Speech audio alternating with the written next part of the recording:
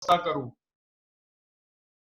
त्याच्यानंतर मी आपल्याला rotary club बद्दल काही माहिती सांगणार आहे. माझं नाव आहे प्रकाश अवचट.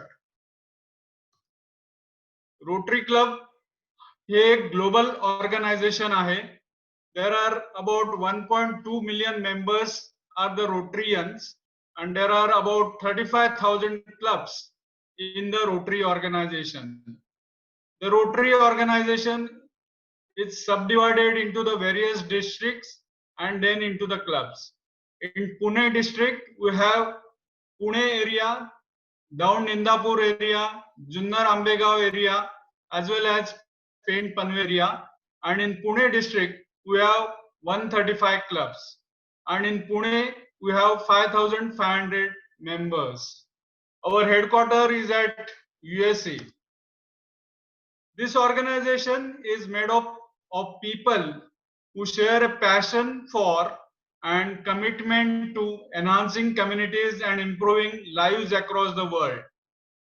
वेगवेगळ्या क्षेत्रातले प्रोफेशनल्स एकत्र येतात, त्यांच्या आयडियाज एक्सचेंज करतात, फ्रेंडशिप डेव्हलप करतात आणि यांचा सगळ्यांचा पर्पज आमचा एकच असतो की आपल्या कम्युनिटी करता आपण काहीतरी द्यावं म्हणून. Giving back to their communities is our main aim. So we are the experts in the various diverse backgrounds and we exchange ideas for this purpose. Service above self, serving the humanity, making the difference. Rotary connects the world. Rotary opens opportunities are some of the key words in the Rotary organization. Coming to the Rotary Club of Pune Sahwas, our Rotary Club of Pune Sahwas has 50 members. We meet every Friday night from 8 p.m. till 9:30 p.m. Our meeting point is Shipra Hall near Sahwas Society, Karvenagar, Pune. And we have the members from Karvenagar, Kothurud, Sinhagad Road, as well as from Hadapsar also. Our president is Rotarian Kiran Ingle, secretary myself Prakash Avchat, and membership director Santosh Joshi. If you wish to join Rotary Club, you can contact me on my email address avchatprakash@yahoo.com and do like our Facebook page Rotary Club of Pune Sahwas. Our age limit is 30 plus. So let me introduce Mr. Sachin Haldule sir, who is the speaker for this webinar. He is an engineer in electronics and radio engineering, and sir has CDAC diploma as well as postgraduate diploma in computer applications. Sir is teaching computer science, electronics in Numavi Junior College, and he has 33 years of teaching experience. He is a committee member of centralized admission as well as committee member of online central admission for the 11th standard. He is also working as technical coordinator for the 12th information technology online examination. Sir is also associated with the prestigious Gnan Prabodhini as a career advisor, is working on aptitude testing and career guidance for the student. So we have a very eminent speaker who have the knowledge in this field of the centralized admission process, and I am sure you all will get a lot of benefits during his session. We do have the question and answer session. We will unmute you all during the question and answer session so you can ask the questions. Maybe you can put your questions in the chat box or you can raise your hands. So accordingly, we will take your questions, but that will be in the question and answer session. So now I hand it over to Mr. Sachin Haldule sir. Over to you, Sachin sir. I am stopping my sharing. Sachin sir will share his screen now.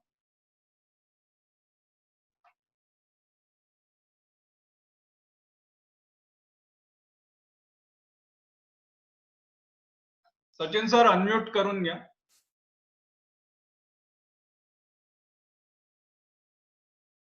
Rahul, can you unmute Sachin sir?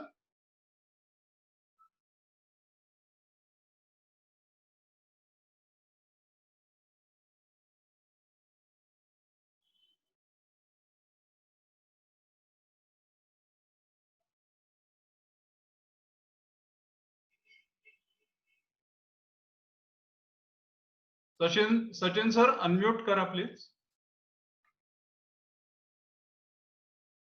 Rahul, he can unmute now. Rahul can. Okay, Yes. fine. Good morning, Avchat sir, Lade sir, Ingve sir. Thanks for giving me this opportunity. For all participants, I am sharing my presentation in two parts. First, I am covering some career-related options. That is, after SSC, what is the opportunities, and later on in the second half, I am exploring the admission process for 11th centralized admission. So briefly, I am giving what are the opportunities, what are the possibilities you can take admission after 10th.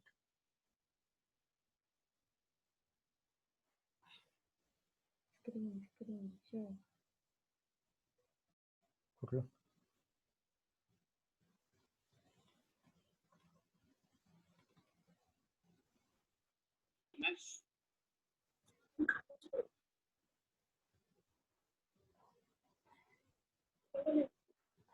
On recording. So I'm starting my presentation now. You Video off mute. can see that.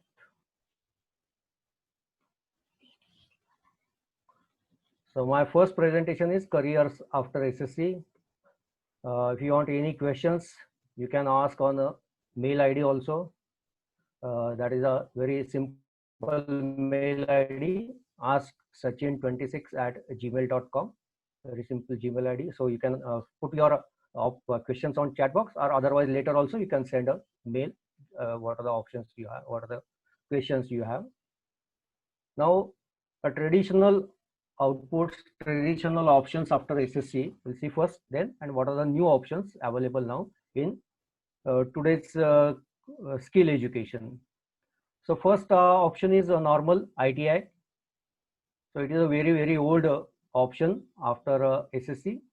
So what is ITI? It is a skill-based training for employment. ज्याला रोजगार हवा आहे, ज्याला नोकरीची गरज आहे, असा एक ऑप्शन आपल्याला इथं मिळालेला आहे. तो आहे ITI. हा नॉर्मल ऑप्शन आहे, बरेच जुना आहे, बऱ्याच वर्षापासून तो आहे. नंतरचा ऑप्शनचा आहे तो म्हणजे डिप्लोमा. बरेच जण नंतर डायरेक्टली 3 वर्षाचा डिप्लोमा करतात, नंतर परत इंजिनिअरिंगला सुद्धा जातात. पण काही जणांना जर नोकरीची जर गरज असेल आणि काहीतरी थोडंसं ॲडव्हान्स टेक्नॉलॉजी हवी असेल तर ते डिप्लोमाला जातात. बेसिकली हा अंडर ग्रॅज्युएट कोर्स आहे. ग्रॅज्युएशन नसल्यामुळे काही ठिकाणी ऑपॉर्च्युनिटीज मिळत नाहीत. इंटरमिजिएट टाईपचा हा कोर्स आहे. नंतर आपण त्याचे फायदे तोटेही बघू. नंतर तिसरा जो आहे हा कॉमन ऑप्शन की जे 11वी-12वी घेतात जनरली, आणि 11वी-12वीला वेगळ्या 4 स्ट्रीम्स आहेत. बऱ्याच जणांना 3च स्ट्रीम्स माहिती असतील. आज मी 4थी स्ट्रीम सांगणार आहे. Normal first is science, second is commerce, third is art, and fourth one is HSVC, that is higher secondary vocational course. It is related with the skill education. Now we'll see what are the different options. So what is the HSVC scheme? We'll first see that. So that is a 4th stream after SSC with science, commerce and arts. There is a national policy that is called as the NSQF, National Skill Qualification Framework. त्याचे levels दिलेले आहेत. तर त्यांना HSVC as a level 3 आणि 4. त्याच्या पुढच्या पण levels आहेत 5, 6, 7, 8 up to doctorate. It is level are design by the central government. It is a skill education, complete skill education starting from level 1 to level 8. That is from 9th to doctorate level, PhD level. These skills are available nowadays. Now the scenario is changing. आता सगळं जग बदलतंय. Skill एज्युकेशनला महत्व आहे ते. त्याच्याच related या NSQF levels आपल्याला स्टँडर्डाइज केलेले आहेत सेंट्रली. मग आता वोकेशनल कोर्स हा जो आहे हा HSVC कशा करता डिझाईन केलेला आहे? तर it is design for basically self employment, स्वयंरोजगार. नंतर बिझनेस, नंतर अप्रेंटिसशिप सुद्धा लागू आहे. म्हणजे स्वयंरोजगार किंवा रोजगार याच्यासाठी हा कोर्स केलेला आहे. 12वी झालेला मुलगा हा स्वतःच्या पायावर उभं राहू शकतो या कोर्सच्या माध्यमातून. हे याचं वैशिष्ट्य आहे. 10वी झालेला तर असतोच, पण 12वी झाल्यानंतर सुद्धा त्याला अप्रेंटिसशिप मिळू शकते चांगल्या चांगल्या कंपन्यांमध्ये. टाटा मोटर्स आहेत किंवा डॉक्टर बेक आहेत, या कंपन्यांमध्ये तो अप्रेंटिसशिप मिळवू शकतो, स्वतःच्या पायावर उभं राहू शकतो. एवढं नॉलेज या 2 वर्षात या कोर्सला दिलं गेलेलं आहे. जसं ITI आहे तसंच हा HSC व्होकेशनल कोर्स आहे.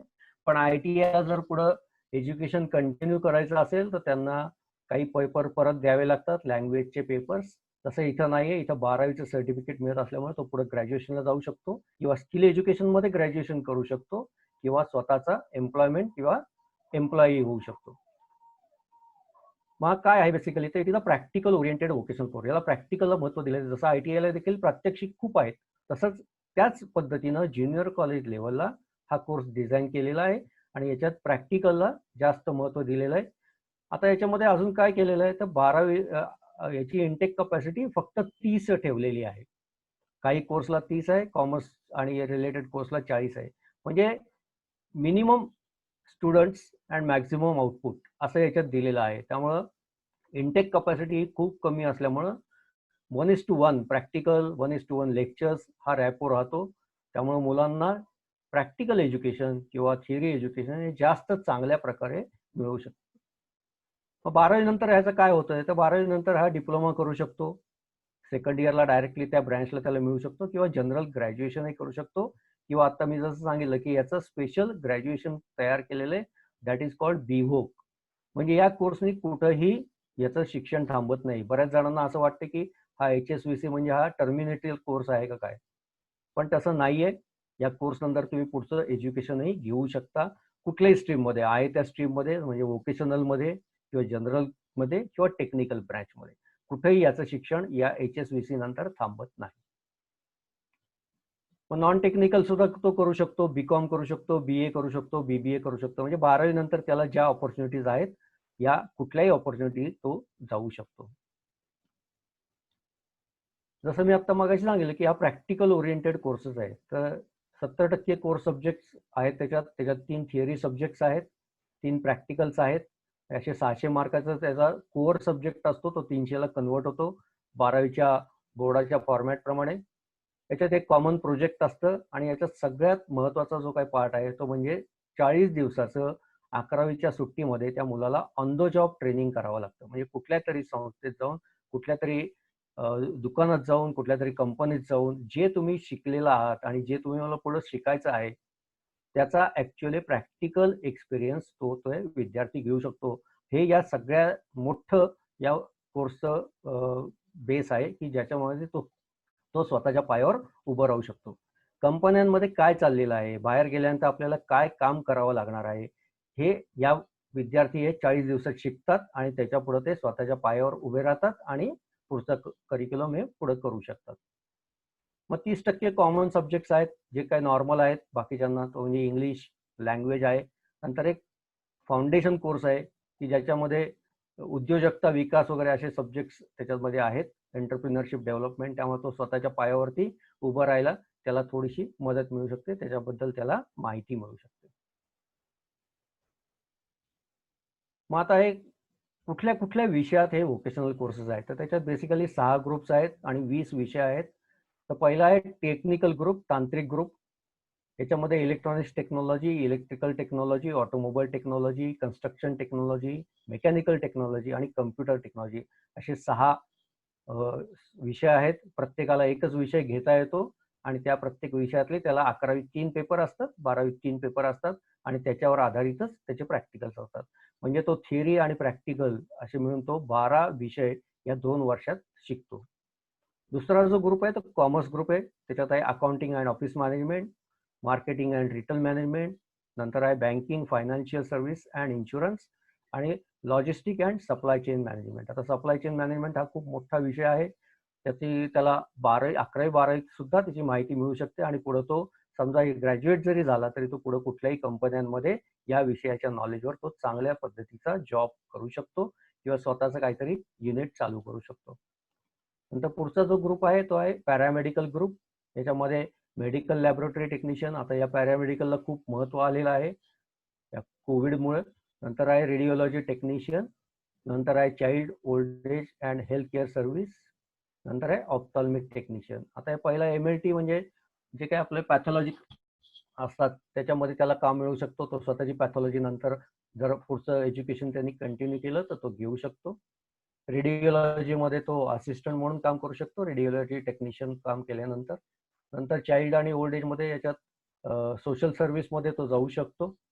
आणि ऑप्थॉल्मिक टेक्निशियन म्हणजे कुठल्याही चष्म्याच्या दुकानामध्ये किंवा त्या रिलेटेड याच्यामध्ये तो काम मिळवू शकतो. नंतर जे आहे केटरिंग आणि फूड टेक्नॉलॉजी, याच्यात दोन आहे, टुरिझम आणि हॉस्पिटल मॅनेजमेंट. आता सध्याचा खूप हा हॉट इश्यू आहे, म्हणजे हॉट कंटेंट आहे की याच्यामध्ये बरेच जण आता मुलं जातात. फूड टेक्नॉलॉजी, टुरिझम यामध्ये बरेच ऑपॉर्च्युनिटीज आता नवीन यायला लागलेले आहेत. नंतर फूड प्रॉडक्ट टेक्नॉलॉजी, हा या विषयाला तर कुठंच मरण नाही आहे, कारण पुढेही तो स्वतःचं छोटं युनिट चालू करू शकतो, हॉटेल चालू करू शकतो, एखादं स्वतःचं युनिटही याच्यानंतर तो चालू करू शकतो. याच्यामध्ये हायर एज्युकेशन हे आता अवेलेबल आहे. नंतर आहे ॲग्रिकल्चर ग्रुप. हा खास तर ग्रामीण भागामध्ये जास्त आहे, पुण्याच्या आउटस्कर्ट्समध्ये म्हणजे मांजरी असेल किंवा मावळ असेल या ठिकाणी हा ग्रुपमधले खूप कोर्सेस आहेत. शहरामध्ये फार कमी आहे, कारण शहरात हे कोर्स चालवणं अवघड आहे. तर याच्या अंडर येतो horticultural, crop science, animal husbandry and dairy technology. तर असे हे वोकेशनल कोर्सेस वेगवेगळे आहेत. आणि शेवटचा जो आहे फिशरी ग्रुप, तो निदान आपल्याकडे पुण्यात तर नक्कीच नाही आहे. फिशरी टेक्नॉलॉजी ग्रुप आहे, फार कोस्टल एरियामध्ये जास्त आहे, त्या ठिकाणी हा वोकेशनल कोर्स जास्त प्रमाणात दिसून येतो. मग याच्यात एम्प्लॉयमेंट काय काय होऊ शकतात, तर टेक्नॉलॉजी ग्रुपमधल्या इलेक्ट्रॉनिक्समध्ये तो स्वतःचं छोटं युनिट चालू करू शकतो, रेडिओ TV मोबाईल रिपेअरिंगचं चालू करू शकतो, केबल TV इन्स्टॉलेशन, इंटरनेट इन्स्टॉलेशनमध्ये तो काम करू शकतो, छोट्याच्या स्मॉल स्केलमध्ये तो काम करू शकतो, किंवा स्वतःचा असेंब्लिंग आणि टेस्टिंग हे मुलींसाठी तर खूप ठिकाणी त्याच्या जॉब ऑपॉर्च्युनिटीज या मिळू शकतात. ऑटोमोबाईलला तर आता 2 व्हीलर 4 व्हीलर मेकॅनिक खूप ठिकाणी लागतात. स्वतःचं एक टूलकिट घेतलं तर तो स्वतः घरी सुद्धा त्याचं काम करू शकतो आणि स्वतःच्या पायावर उभं राहू शकतो. नंतर चांगल्या कंपन्या आहेत, म्हणजे टाटा मोटर्स, बजाज, होंडा या कंपन्यांमधनं अप्रेंटिसशिप म्हणजे कॉलेज अप्रेंटिसशिपमधनं मुलांना नोकऱ्या मिळू शकतात. चांगल्या कंपन्यात 1 वर्ष 2 वर्ष किंवा परमनंट जॉब असा मोठमोठ्या कंपन्यांमध्ये या ऑटोमोबाईल नंतर त्यांना मिळू शकतो. नंतर आहे कम्प्युटर टेक्निक. यामध्ये सेल्फ एम्प्लॉयमेंट म्हणजे हार्डवेअर इंजिनियर, कॉम्प्युटर मेंटेनन्स आणि DTP युनिट हे स्वतः चालू करू शकतो. मग याच्यात सेल्फ एम्प्लॉयमेंट ॲज वेल ॲज वेज एम्प्लॉयमेंट या दोन्ही गोष्टी आहेत. कॉमर्स ग्रुपमध्ये अकाउंट्स रायटिंग करू शकतो, insurance agent, IT, return filing, marketing executive असे जॉब मिळू शकतात. नंतर अकाउंट्स परचेस असिस्टंट कंपन्यांमध्ये कामं मिळू शकतात. मगाशीच मी सांगितलं की बऱ्याच मी ज्या कॉलेजमध्ये शिकवतो आमच्या इथले दरवर्षी ऑटोमोबाईल आणि अकाउंटन्सीची 20 ते 25 मुलं टाटा मोटर्समध्ये त्यांना जॉब मिळतो. त्यांचा तिथं जर परफॉर्मन्स असेल तर काही मॅनेजरपर्यंत पोहोचलेली आहेत. त्यामुळं या कोर्सचा असाही हा उपयोग नक्कीच होऊ शकतो. त्यामुळे चांगल्या कंपन्यांमध्ये याच्यामध्ये त्यांना जॉब मिळू शकतो. पॅरामेडिकल ग्रुपमध्ये तो सेल्फ एम्प्लॉयमेंट चालू करू शकतात, पॅथॉलॉजी लॅबमध्ये जाऊ शकतात, स्वतःचं ऑप्टिकल म्हणजे चष्म्याचं दुकान सुद्धा ते चालू करू शकतात आणि एक्सरे टेक्निशियनला ते असिस्टंट होऊ शकतात. होम सायन्समध्ये तर खूपच ऑपॉर्च्युनिटीज आहेत. ते स्वतःची bakery, canteen, travel agency, tour manager किंवा ट्रॅव्हल गाईड म्हणून काम करू शकतात. अशा वेगवेगळ्या ग्रुपमध्ये वेगळे ऑप्शन्स आहेत आणि याचा नक्कीच विद्यार्थ्यांना हा फायदा होऊ शकतो. आता याच्याबरोबरच दुसरा कोर्स आहे, बऱ्याच ठिकाणी याच्याबद्दल खूप चर्चा केली जाते, बायफोकल कोर्स, द्विलक्षी अभ्यासक्रम. हा बेसिकली स्किल एज्युकेशन नाही आहे, पण सेमी स्किल म्हणता येईल त्याला, की ज्याला टेक्निकल नॉलेजही हवं आहे, पण रेग्युलर अपग्रेडेशन म्हणजे रेग्युलर पुढचं शिक्षणही घ्यायचं आहे. अशांसाठी हा कोर्स आहे, की ज्याला मेडिकल साईडला जायचं नाही, ज्याला बायोलॉजी शिकायचं नाही आहे आणि सायन्स घ्यायचं आहे, अशा विद्यार्थ्यांसाठी हा कोर्स आहे. HSVC कोर्स हा कोणालाही घेता येतोय, 10वी पास झालेल्याला. बायफोकल हा कोर्स फक्त सायन्स आणि काही कॉलेजेसमध्ये कॉमर्सला ऑप्शन आहे, आर्ट्सला मात्र नाहीये. त्यामुळे यामध्ये दुसरी लँग्वेज जी आहे, मराठी असेल, हिंदी असेल, जर्मन असेल, याच्याऐवजी आणि बायोलॉजी किंवा जिओग्राफी याच्याऐवजी हा 200 मार्काचा विषय शिकवला जातो. याच्यातही 2 पेपर असतात. त्याच्यात थिअरी प्रॅक्टिकल असतात. Theory 100 mark, practical 100 mark. आता याचा बेनिफिट काय होतो, समजा एखाद्याला 10वी नंतर डिप्लोमाला जायचं नाहीये, पण 12वी नंतर त्याला असं वाटलं की नाही आता मला इंजिनिअरिंगला मिळत नाही किंवा इंजिनिअरिंग करायचं नाहीये, त्याला डायरेक्ट दुसऱ्या वर्षी डिप्लोमाच्या त्या ब्रँचमध्ये ऍडमिशन मिळू शकते. ती ब्रँच म्हणजे आता याचे वेगवेगळे कोर्सेस आहेत. समजा इलेक्ट्रॉनिक्सचा कोर्स घेतला तर त्याला डिप्लोमाला सेकंड इयरला मिळू शकते. कम्प्युटरचा कोर्स घेतला तर कम्प्युटरला मिळू शकते. SMS चा कोर्स आहे त्याला मेकॅनिकलला मिळू शकते, ऑटोमोबाईलला मिळू शकते. आता याची इंटेक कपॅसिटी प्रत्येक कॉलेजमध्ये 50 आहे, काही याच्यात 100ही आहे. हे तुम्हाला सगळी माहिती या ॲडमिशनच्या वेबसाईटवर आपण जेव्हा बघू त्यावेळेला मिळणार आहे. हे सगळी आता यावर्षी ऑनलाईन माहिती मिळणार आहे. मग याची सुद्धा NSQF लेवल ही 3-4 आहे. मग आता हे कोर्सेस कुठले कुठले आहेत, तर मगाशी जसं सांगितलं तसे इथं 2च ग्रुप आहेत. एक टेक्निकल ग्रुप आहे आणि एक कॉमर्स ग्रुप आहे. टेक्निकल ग्रुपमध्ये इलेक्ट्रिकल मेंटेनन्स आहे, मेकॅनिकल मेंटेनन्स आहे, इलेक्ट्रॉनिक्स आहे, स्कूटर मोटरसायकल सर्व्हिसिंग आहे, जनरल सिव्हिल इंजिनिअरिंग आहे आणि कम्प्युटर सायन्स आहे. आता यातले काही कोर्सेस जे आहेत हे कायम विना अनुदान आहेत. म्हणजे कम्प्युटर सायन्स हा जो कोर्स आहे हा सगळ्याच कॉलेजला विना अनुदान, नो ग्रँट वरती चालू होतो, म्हणजे याची फी जास्त असते. बाकीचे जे कोर्सेस आहेत, सिव्हिल इंजिनिअरिंग कोर्स हा फक्त ग्रांटेबल आहे, हा कुठेही नो ग्रँट नाहीये. नंतर SMS हा काही ठिकाणी ग्रांटेबल आहे, काही ठिकाणी नो ग्रांटेबल आहे. इलेक्ट्रॉनिक्सचे तसंच आहे, हा ग्रांटेबल आहे, नो ग्रांटेबल आहे. पहिले 2 कोर्स इलेक्ट्रिकल मेंटेनन्स आणि मेकॅनिकल मेंटेनन्स हे फक्त ग्रांटेबल स्वरूपात आहेत वेगवेगळ्या कॉलेजला. आता याची माहिती तुम्हाला मगाशी मी सांगितलं तसं प्रत्येक कोर्सची माहिती तुम्हाला वेबसाईटवरती मिळणार आहे. आपण सेकंड पार्टमध्ये त्याच्याबद्दल बघू. मग कॉमर्समध्ये कुठले ग्रुप आहेत, कुठले सब्जेक्ट आहेत, तर मार्केटिंग अँड सेल्समनशिप, नंतर बँकिंग आहे आणि नंतर ऑफिस मॅनेजमेंट, असे 3 विषय कॉमर्सच्या अंडर आहेत. आता कॉमन प्रश्न येतो 10वी नंतर बऱ्याच जणांना NDA ला जायचं असतं, तर 10वी नंतर सर्व्हिसेसमध्ये जाऊ शकतो का आपण, हा बऱ्याच जणांचा मला प्रश्न असतो. तर त्याच्यासाठी एक छोटीशी स्लाइड केलेली आहे मी. तर 10वी नंतर तुम्ही कुठलीही सर्व्हिस जॉईन करू शकता, आर्मीमध्ये जाऊ शकता. फक्त आपल्याला पोस्ट जी मिळते ती आपल्या क्वालिफिकेशन मध्ये, म्हणजे जे आपलं जे काही क्वालिफिकेशन आहे त्याप्रमाणे मिळते. तुम्ही 10वी नंतर जॉईन केलं तर सगळ्यात खालच्या लेवलला असाल, ग्रॅज्युएशन इंजिनिअरिंग मध्ये गेलात तर सगळ्यात वरच्या लेवलला असाल, आणि त्यानंतर तुम्हाला तिथं जाऊन त्यांच्या परीक्षा दिल्या तर मात्र तुम्ही वरच्या लेवलला जाऊ शकता. मग 10वी नंतर आर्मीमध्ये आपण सोल्जर्स किंवा टेक्निकल ट्रेडमध्ये जाऊ शकता, त्यांची रिटर्न एक्झाम असते. नेव्हीमध्ये गेलात तर तुम्हाला डॉकयार्डमध्ये आर्टिफिशियर, सेलर अशा बेसिसवरती तुम्हाला जॉब मिळू शकतो. मी सांगितलं असं की 10वी नंतर ही स्टार्टिंग स्टेप आहे. म्हणजे तुम्ही 10वीत गेला तर तुम्ही त्यांच्या जे काही ग्रेड्स आहेत त्याच्या बॉटमला असाल. 12वी नंतर गेलात तर थोडे वरती असाल. 12वी टेक्निकल असेल तर अजून थोडंसं तुम्हाला वेगळं जॉईनिंग होऊ शकतं. ग्रॅज्युएशन नंतर तुम्ही रेग्युलर होऊ शकता. NDA नंतर गेला तर तुम्ही डायरेक्टली ऑफिसर होता. इंजिनिअरिंग नंतरही ऑफिसर होता. तर अशा ठिकाणी 10वी नंतर सुद्धा तुम्ही आर्मी आणि नेव्हीमध्ये जाऊ शकता. एअरफोर्समध्ये मात्र जाण्यासाठी त्यांना 12वी सायन्स ही पात्रता लागते. नंतर पोलीसमध्ये जाऊ शकता. पोलीसमध्ये तुमची जर फिजिकल फिटनेस असेल तर 10वी 12वी नंतर तुम्ही पोलीस फोर्स जाऊ शकता. मगाशी मी सांगितलं की याच्यानंतर व्होकेशनल कोर्स नंतर कुठलं ग्रॅज्युएशन मिळू शकतं का, तर आता व्होकेशनल मध्ये देखील ग्रॅज्युएशन कोर्स डिझाईन झालेला आहे. पूर्वी नव्हता, काही 7-8 वर्षापूर्वी हे BVOC ही ग्रॅज्युएशन डिग्री हे व्होकेशनलला सेपरेट दिली गेलेली आहे. हे बऱ्याच जणांना माहिती नाहीये. इव्हन HSVC हा कोर्स माहिती नाहीये, त्यामुळे BVOC हा कोर्सही माहिती. पण सुदैवाने आपल्या पुणे युनिव्हर्सिटीमध्ये आणि बऱ्याचशा कॉलेजमध्ये हा कोर्स आहे. या कोर्स नंतर देखील आपल्याला ग्रॅज्युएशनची युनिव्हर्सिटीची डिग्री मिळू शकते आणि याच्यातच आपण पुढे मास्टर डिग्री, PhD सुद्धा करू शकता. याच्याबद्दल मी जास्त काही सांगत नाही, कारण हा 12वी नंतर कोर्स एक फक्त माहिती होण्यासाठी की 10वी नंतर जर मी HSVC घेतलं तर पुढे माझं शिक्षण थांबणार आहे का, तर नाही.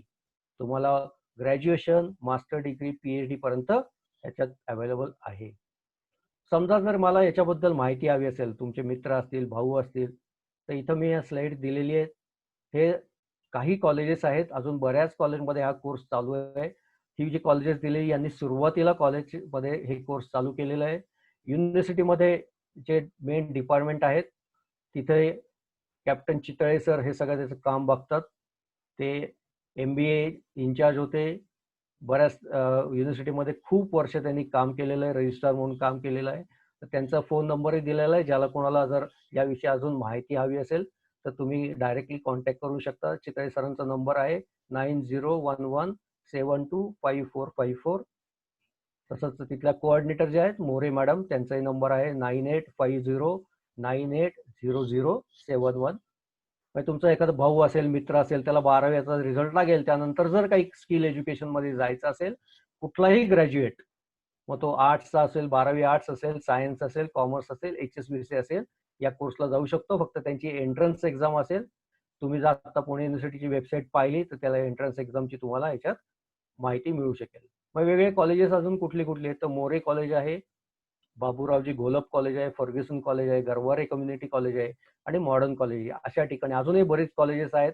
तुम्ही जर गुगलवरती सर्च केलं तर तुम्हाला याच्याबद्दल जास्त माहिती मिळू शकेल. तर आता याच्यात अजून एक काय ऍडिशनल आहे तर हा 3 वर्षाचा कोर्स आहे. जसं ग्रॅज्युएशन 3 वर्षाचं आहे तसंच आहे. याच्यात पहिलं वर्ष पूर्ण केलं तर तुम्हाला डिप्लोमा मिळतो. त्याची NSQF लेवल 5 असते.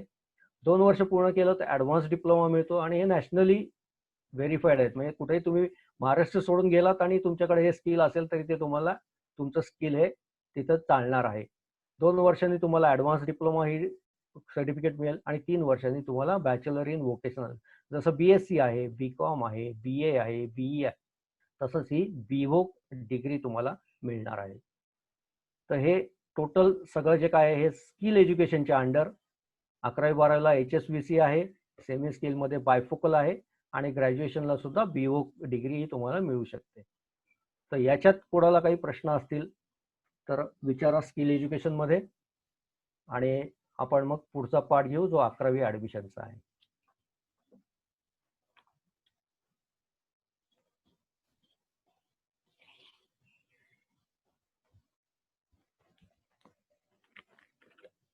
पार्टिसिपंट प्रत्येक जण स्वतःला अनम्यूट करू शकतो आणि प्रश्न विचारू शकतो.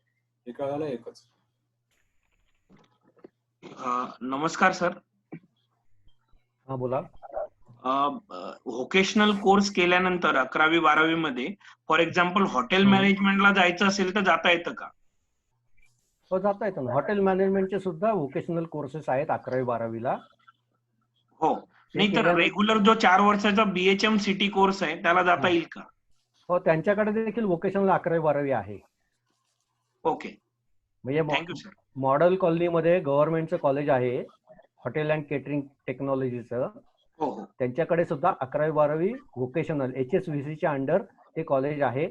तिथे इंटेक भरपूर आहे. म्हणजे जर तुम्हाला हॉटेल मॅनेजमेंट मध्ये जायचं असेल तर तुम्ही 11वी-12वी व्होकेशनल करून जर गेला तर तुमचं 11वी पासून त्या ह्याच्यात तुमचं नॉलेज हे चांगलं मिळू शकेल. सर माझा एक क्वेश्चन होता.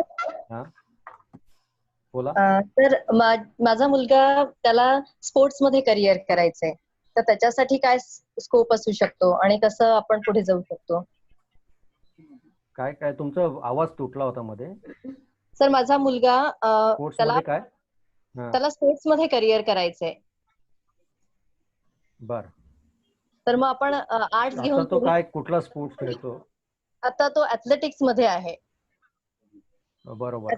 आता Running तसं पाहिलं तर स्पोर्ट्सला ओके कुठलीही ब्रँच काही आवश्यकता नाहीये. पण कसं आहे जसं पाहिलं तर कम्पॅरेटिव्हली सायन्सचा अभ्यास थोडा जास्त वेळ जास्त द्यावा लागतो कारण त्याला प्रॅक्टिकल असतात. कॉमर्सला थोडंसं मॅथमॅटिक्सची गरज असते आणि आर्ट्सला जनरल आहे. कसं आहे त्याचं लायकिंग काय आहे आणि त्याला ते कुठले विषय सहज सोपे जातात याच्यावरती त्यांनी 11वी-12वी स्वीकारावं आणि त्याप्रमाणे तो नंतर स्पोर्ट्सला असं कुठलंही असं नाही की आर्ट्स केलं तर स्पोर्ट्स करता येईल, सायन्स केलं तर करता येणार नाही असं नाहीये. फक्त स्पोर्ट्ससाठी द्यायला लागणारा वेळ जो आहे हा सायन्सला जास्त द्यावा लागेल. त्यामुळे स्पोर्ट्सकडे कदाचित त्याला कमी वेळ मिळू शकेल. तर आपलं रुटीन आणि आपला आवडणारे सब्जेक्ट याच्याप्रमाणे कुठलीही ब्रँच तो सिलेक्ट करू शकतो. इव्हन व्होकेशनल करून देखील तुम्ही वेगळ्या स्पोर्ट्समध्ये जाऊ शकता, असं काही नाही. सर मग व्होकेशनल असेल तर काय घ्यावं, कारण त्याला मॅथ्स सायन्सची बिलकुल आवड नाहीये. त्याला कॉमर्सही घ्यायचं नाहीये, सायन्सही घ्यायचं नाहीये. तो प्युअरली आर्ट्सला ओके, मग जायचं मी म्हणतोय. तुम्हाला नाही, तुम्हाला आता मी अजून एक ऑप्शन सांगितलं, वोकेशनल कोर्स आहे. आणि तुम्हाला याबद्दल काही माहिती हवी असेल तर माझा ईमेल आयडी आहे. मी नुमवी ज्युनियर कॉलेजमध्ये वोकेशनल कोर्सला शिकवतो. हे सगळं संपल्यानंतर तिथं तुम्ही आलात तरी देखील तुम्हाला माहिती मिळू शकेल, किंवा तुम्ही मला मेल करा, मी तुम्हाला फोन करून जास्त डिटेलमध्ये तुम्हाला माहिती देऊ शकेल. Okay sir, thank you. Hello sir, Kedar Kulkarni बोलतोय. बोला. सर, मला हे विचारायचं आहे, HSVC केल्यानंतर पुढं मुलं इंजिनिअरिंगला जाऊ शकतात काय, बीई कोर्सला? इंजिनिअरिंगला डायरेक्ट जाऊ शकत नाहीत, कारण त्यांना सायन्स मॅथ्स नसतं, ते सीईटी देऊ शकत नाहीत. पण HSVC केल्यानंतर ते डिप्लोमा करू शकतात, आणि डिप्लोमा केल्यानंतर ते डिग्री करू शकतात.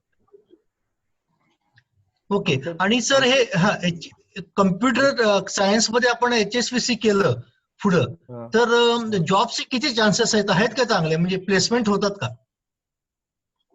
बीई झालेल्याचे सुद्धा प्लेसमेंट होईल का नाही हे कोणी सांगू शकतं का? आताच्या स्थितीत कोणीच नाही.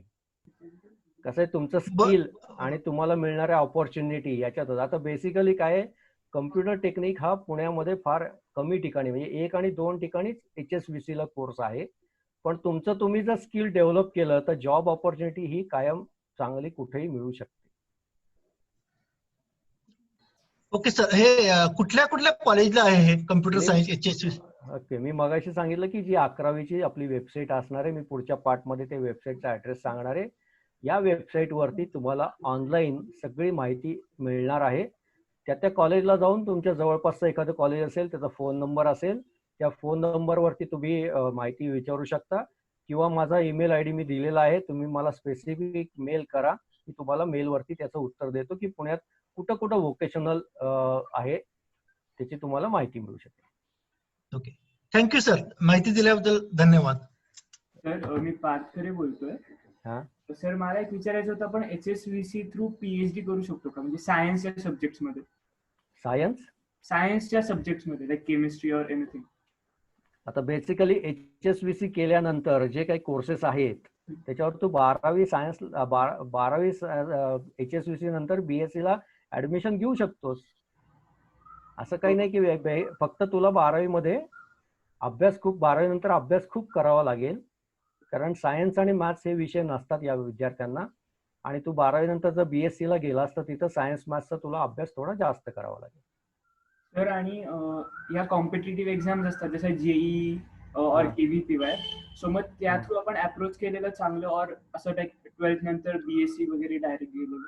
आता हे कसं आहे, तुला नक्की काय व्हायचं हे तुला ठरव. आधी इंजिनियर व्हायचंय का नॉर्मल ग्रॅज्युएट BSc MSc करून रिसर्च किंवा वेगळ्या साईडला जायचंय, हा आधी आपला एक हे तयार असायला पाहिजे, प्लॅन A आणि प्लॅन B. आणि ज्याप्रमाणे आपल्याला मार्क पडतील, ज्याप्रमाणे आपल्याला ऑपॉर्च्युनिटीज मिळतील, कारण इंजिनिअरिंगला जायचं असेल तर तुला एंट्रन्स एक्झाम सगळ्या द्याव्या लागतील.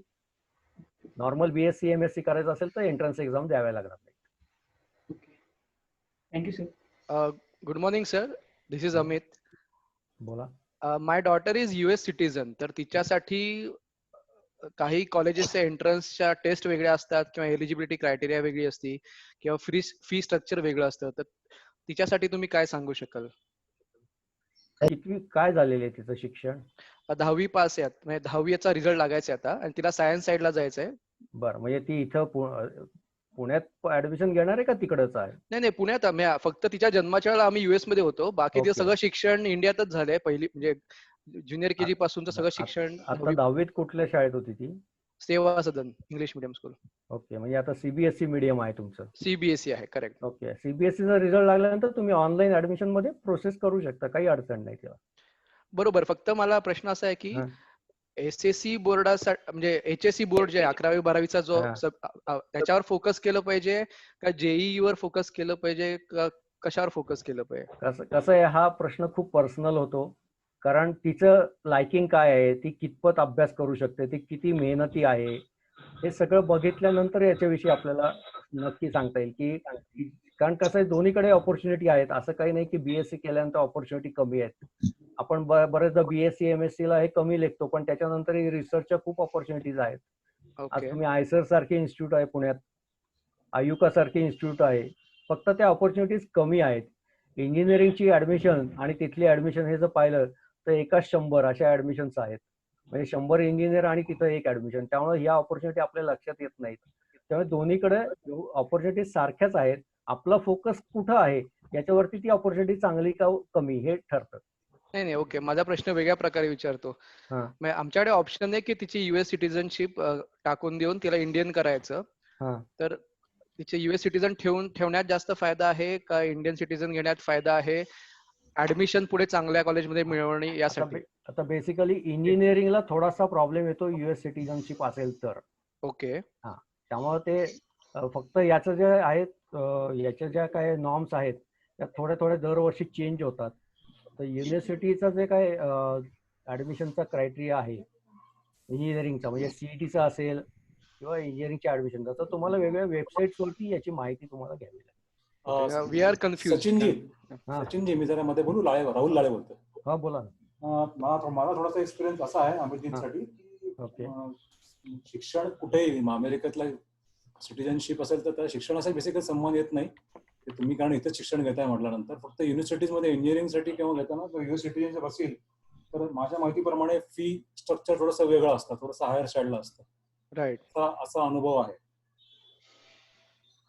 पण एलिजिबिलिटी क्रायटेरिया सेमच असते का? एलिजिबिलिटी क्रायटेरिया सेम असते, सगळं बाकी सगळं सेम असतं. त्यांच्यासाठी जरी मला थोडंसं यात ऍड करायचं अमित जीन करता. युएस सिटीजनशिप असल्यामुळे कॅन्डिडेट हा ओसीआय कॅटेगरीचा आहे. बरोबर. Overseas citizen of India. Overseas citizen of इंडियाला जेई आणि सीईटी देता येत नाही किंवा दिली तर त्याचा फायदा होत नाही. त्यांच्यासाठी 15% ओव्हर अँड अबाव कोटा असतो इंजिनिअरिंग ऍडमिशन प्रोसेस मध्ये.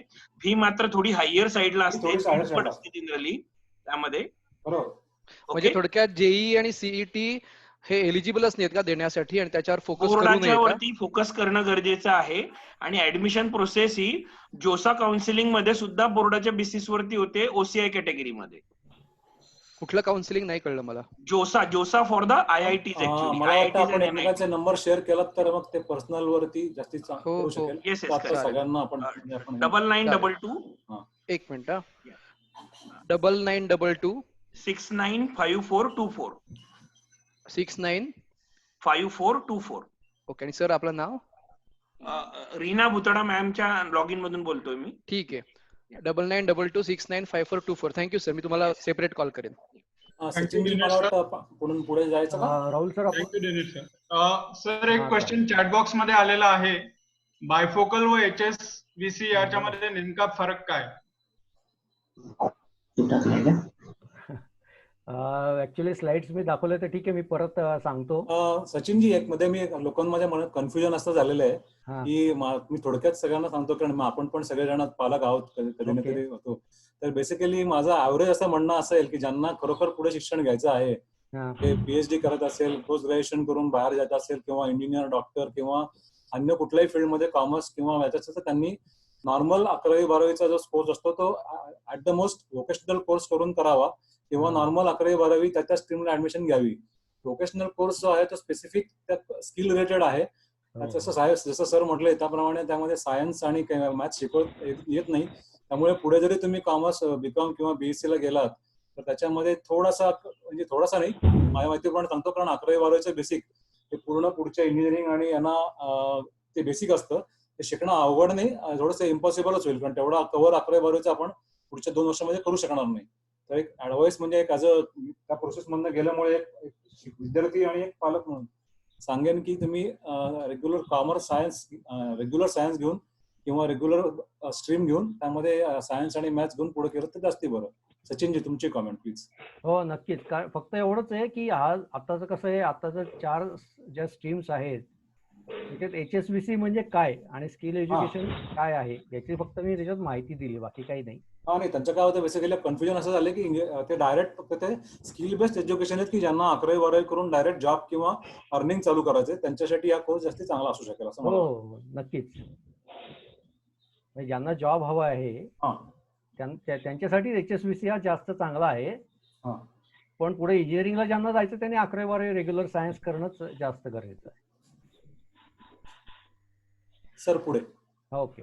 आता आपण आपला मेन जो पार्ट आहे आजचा 11वी ऍडमिशन त्याच्याबद्दल मी स्क्रीन शेअर करतोय. त्याची PPT आहे. केंद्रीय प्रवेश प्रक्रिया, ऑनलाईन प्रवेश प्रक्रिया 2020-21. मागच्या वेळेपेक्षा थोडंसं यावेळेला काही ऑप्शन्स आहेत, काही वेगळे ऑप्शन्स आहेत, ते आपण याच्यात डिस्कस करू. आता याचं पहिलं बेसिकली यावर्षी सगळी प्रोसेस ही ऑनलाईन होणार आहे. त्यामुळं याचे वेबसाईट कायम बघणं हे गरजेचं आहे. आपल्याला वेबसाईट हे बघणं कायम लागणार आहे. तर ते वेबसाईट कुठं मिळणार आहे? वेबसाईटचा ॲड्रेस आहे https://pune.11thadmission.org.in. हे लक्षात ठेवा, इथं पुणे आहे, कारण तुम्ही जर गुगलवर ॲडमिशनचं वेबसाईट बघायला गेलात तर ती मुंबईची वेबसाईट तुम्हाला दिसेल. तर हे लक्षात ठेवा की पहिलं वेबसाईट बघताना पुण्याचीच वेबसाईट आपण बघतोय ना, हे लक्षात घ्या. ही जर URL तुम्ही डायरेक्ट टाईप केली तर पुण्याचीच येणार आहे, पण तुम्ही गुगलवरती जर सर्च केलं तर मुंबईचे हिट्स जास्त असतात. त्यामुळे ती ॲडमिशन तुम्हाला वेबसाईट ही मुंबईची दिसण्याची शक्यता आहे. नंतर याच्यात जर काही तुम्हाला अडचण आली तर त्यांचा हेल्पलाईन नंबर पण आहे. तो हेल्पलाईन नंबर तुम्हाला वेबसाईटवरती पण आहे. हा मी एक रेफरन्स म्हणून दिलेला आहे. जर काही पुढच्या दृष्टीने या दोन्ही गोष्टी तुम्हाला एक 1.5 महिना तरी लागणार आहे, वेबसाईटचा ॲड्रेस ॲज वेल ॲज हेल्पलाईन नंबर. आता यावर्षी प्रोसेसमध्ये काय काय बदल आहेत ते आपण बघूयात. या वर्षीचे मुख्य बदल म्हणजे जी सगळ्यात शेवटी जी एक फेरी होत होती FCFS, first come first serve, प्रथम येईल त्यास प्राधान्य, म्हणजे ही अगदी शेवटची फेरी की सगळ्यांना ज्यावेळेला नॉर्मल राऊंड झालेले आहेत तरी देखील काहींना ऍडमिशन्स मिळालेले नाहीयेत, त्यावेळेला ही फेरी असायची. आणि याच्यात चांगली कॉलेजेस मिळतात असा काही गैरसमज असल्यामुळे बरेच जण पहिल्या राऊंड्सला ऍडमिशन घेत नव्हते. तर ही फेरी यावर्षी रद्द झालेली आहे. ही फेरी यावेळेला होणार नाही. त्यामुळे तुम्हाला जे काही ऍडमिशन्स घ्यायचे आहेत त्या ऑनलाईन नॉर्मल राऊंड मध्येच प्रवेश घ्यावा लागणार आहे. हे सगळ्यात महत्वाचा पहिला बदल झालेला आहे. त्यामुळे हे विद्यार्थ्यांनी लक्षात ठेवावं. बरेच जण अनेक कॉलेजमध्ये या फेरी थ्रू ऍडमिट झाले असतील, तुमचे मित्र असतील, भाऊ असतील, पण आता यावर्षी ही फेरी होणार नाही. ही फेरी रद्द झालेली आहे. हा सगळ्यात मोठा पहिला बदल आहे. नंतर दुसरा बदल जो आहे तो आरक्षणात केलेला आहे. गव्हर्नमेंटच्या ज्या काही रूल्स रेग्युलेशन मध्ये झालेला आहे. SEBC म्हणजे सोशल इकॉनॉमिकल बॅकवर्ड क्लास, म्हणजे सामाजिक व शैक्षणिक मागास वर्ग प्रवर्ग, याला 16% होते, त्याच्याऐवजी 12% गव्हर्नमेंट कॉन्स्टिट्यूशन मधनच बदल झालेला आहे.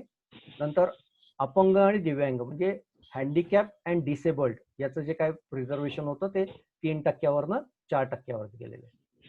नंतर अजून एक मोठा बदल झालेला आहे. मगाशी आता मी जसं सांगितलं की जे बायफोकल ऍडमिशन्स होत्या, बायफोकलचे प्रवेश होते, हे मागच्या वर्षीपर्यंत 0 राऊंडला व्हायचे, म्हणजे पहिल्यांदा व्हायचे. ऍडमिशनची प्रोसेस चालू झाली की त्याच वेळेला हे बायफोकलचे प्रवेश व्हायचे. हे आता त्यावेळेला होणार नाही. तर हे जनरल राऊंड, या काय सर्वसामान्य राऊंड असतील त्याच्याच बरोबर पॅरलल मध्ये होणार आहे. नियमित फेऱ्यांमध्ये समांतर प्रवेश प्रक्रिया, म्हणजे एकीकडे सायन्सची पण ऍडमिशन चालू राहणार आहे, म्हणजे science, commerce, arts, general admission, आणि त्याच वेळेला हे बायफोकलचे प्रवेश होणार आहेत. हे मोठे 2 बदल आहेत ऍडमिशनच्या दृष्टीने, की FCFS राऊंड रद्द झालेली आहे आणि बायफोकलचे प्रवेश हे 0 राऊंडला न होताना ते नॉर्मल ज्या राऊंड आहेत 3 जनरल राऊंड आणि 1 ऍडिशनल राऊंड याच्यामध्ये त्या पॅरलल प्रोसेसने होणार आहे. आता वेगळे ऑप्शन्स वेगळ्या प्रोसेसमध्ये काय आहे हे आपण बघूयात. तर ही प्रोसेस नक्की काय आहे? तर ही प्रोसेस बेसिकली 4 स्ट्रीमसाठी आहे. सायन्स, कॉमर्स, आर्ट्स आणि HSBC. त्याला आधी MCVC हे नाव होतं, म्हणजे शास्त्र, वाणिज्य, कला आणि व्यावसायिक. या 4ही स्ट्रीम मध्ये ज्याला प्रवेश घ्यायचा आहे कुठल्याही कॉलेजमध्ये, त्याला या ऑनलाईन प्रवेशामधनच जावं लागणार आहे. कुठेही या ऑफलाईन प्रवेश होणार नाही. कुठलाही प्रवेश असेल, कुठलाही कोट्यातला प्रवेश असेल तरी देखील त्याला ऑनलाईनचा फॉर्म भरणं हे कंपल्सरी आहे. ऑनलाईन मधनच या प्रोसेसमध्ये त्याला सहभागी होता येणार आहे. मग याच्यातली कुठल्या शाखा मला निवडता येणार आहे? तर मला एका वेळेला एकच शाखा निवडता येणार आहे. म्हणजे ज्यावेळेला मला सायन्स निवडायचे त्यावेळेला मला कॉमर्सचे ऑप्शन्स देता येणार नाही. जर मी कॉमर्स सिलेक्ट केलं तर सायन्सचे देता येणार नाही. कॉम्बिनेशन हे पॉसिबल नाही. हा एक महत्वाची नोंद लक्षात घ्यायची आहे की एकच शाखा आपल्याला सिलेक्ट करता येणार आहे. एकाच शाखेमधले आपल्याला कॉलेजेस सिलेक्ट करता येणार आहे. मग याच्यामध्ये किती राऊंड्स होणार आहेत? मगाशी मी सांगितलं की 0 फेरी पहिली असणार आहे, की ज्याच्यामध्ये कोट्याचे प्रवेश होणार आहे. आपण डिटेल बघू नंतर काय काय त्याच्यात प्रवेश होणार आहे. नंतर 3 नियमित फेऱ्या होणार आहेत. नंतर एक विशेष फेरी होणार आहे आणि जर गरज वाटली तर त्यानंतर अतिरिक्त विशेष फेरी घेण्यात येईल. हे नियम त्या वेळेला या वेबसाईट वरती येतील. पेपरमध्ये देखील पब्लिकमध्ये देखील याच्याबद्दल माहितीही दिली जाणार आहे. त्यामुळे पहिल्या आता नक्की फेऱ्या होणार आहेत की 0 फेरी असणार आहे, 3 नियमित फेऱ्या असणार आहे आणि एक विशेष फेरी. म्हणजे अशा 5 फेऱ्या तर या नक्की होणार आहेत. गरज पडली तर ऍडिशनल स्पेशल राऊंड होणार आहे.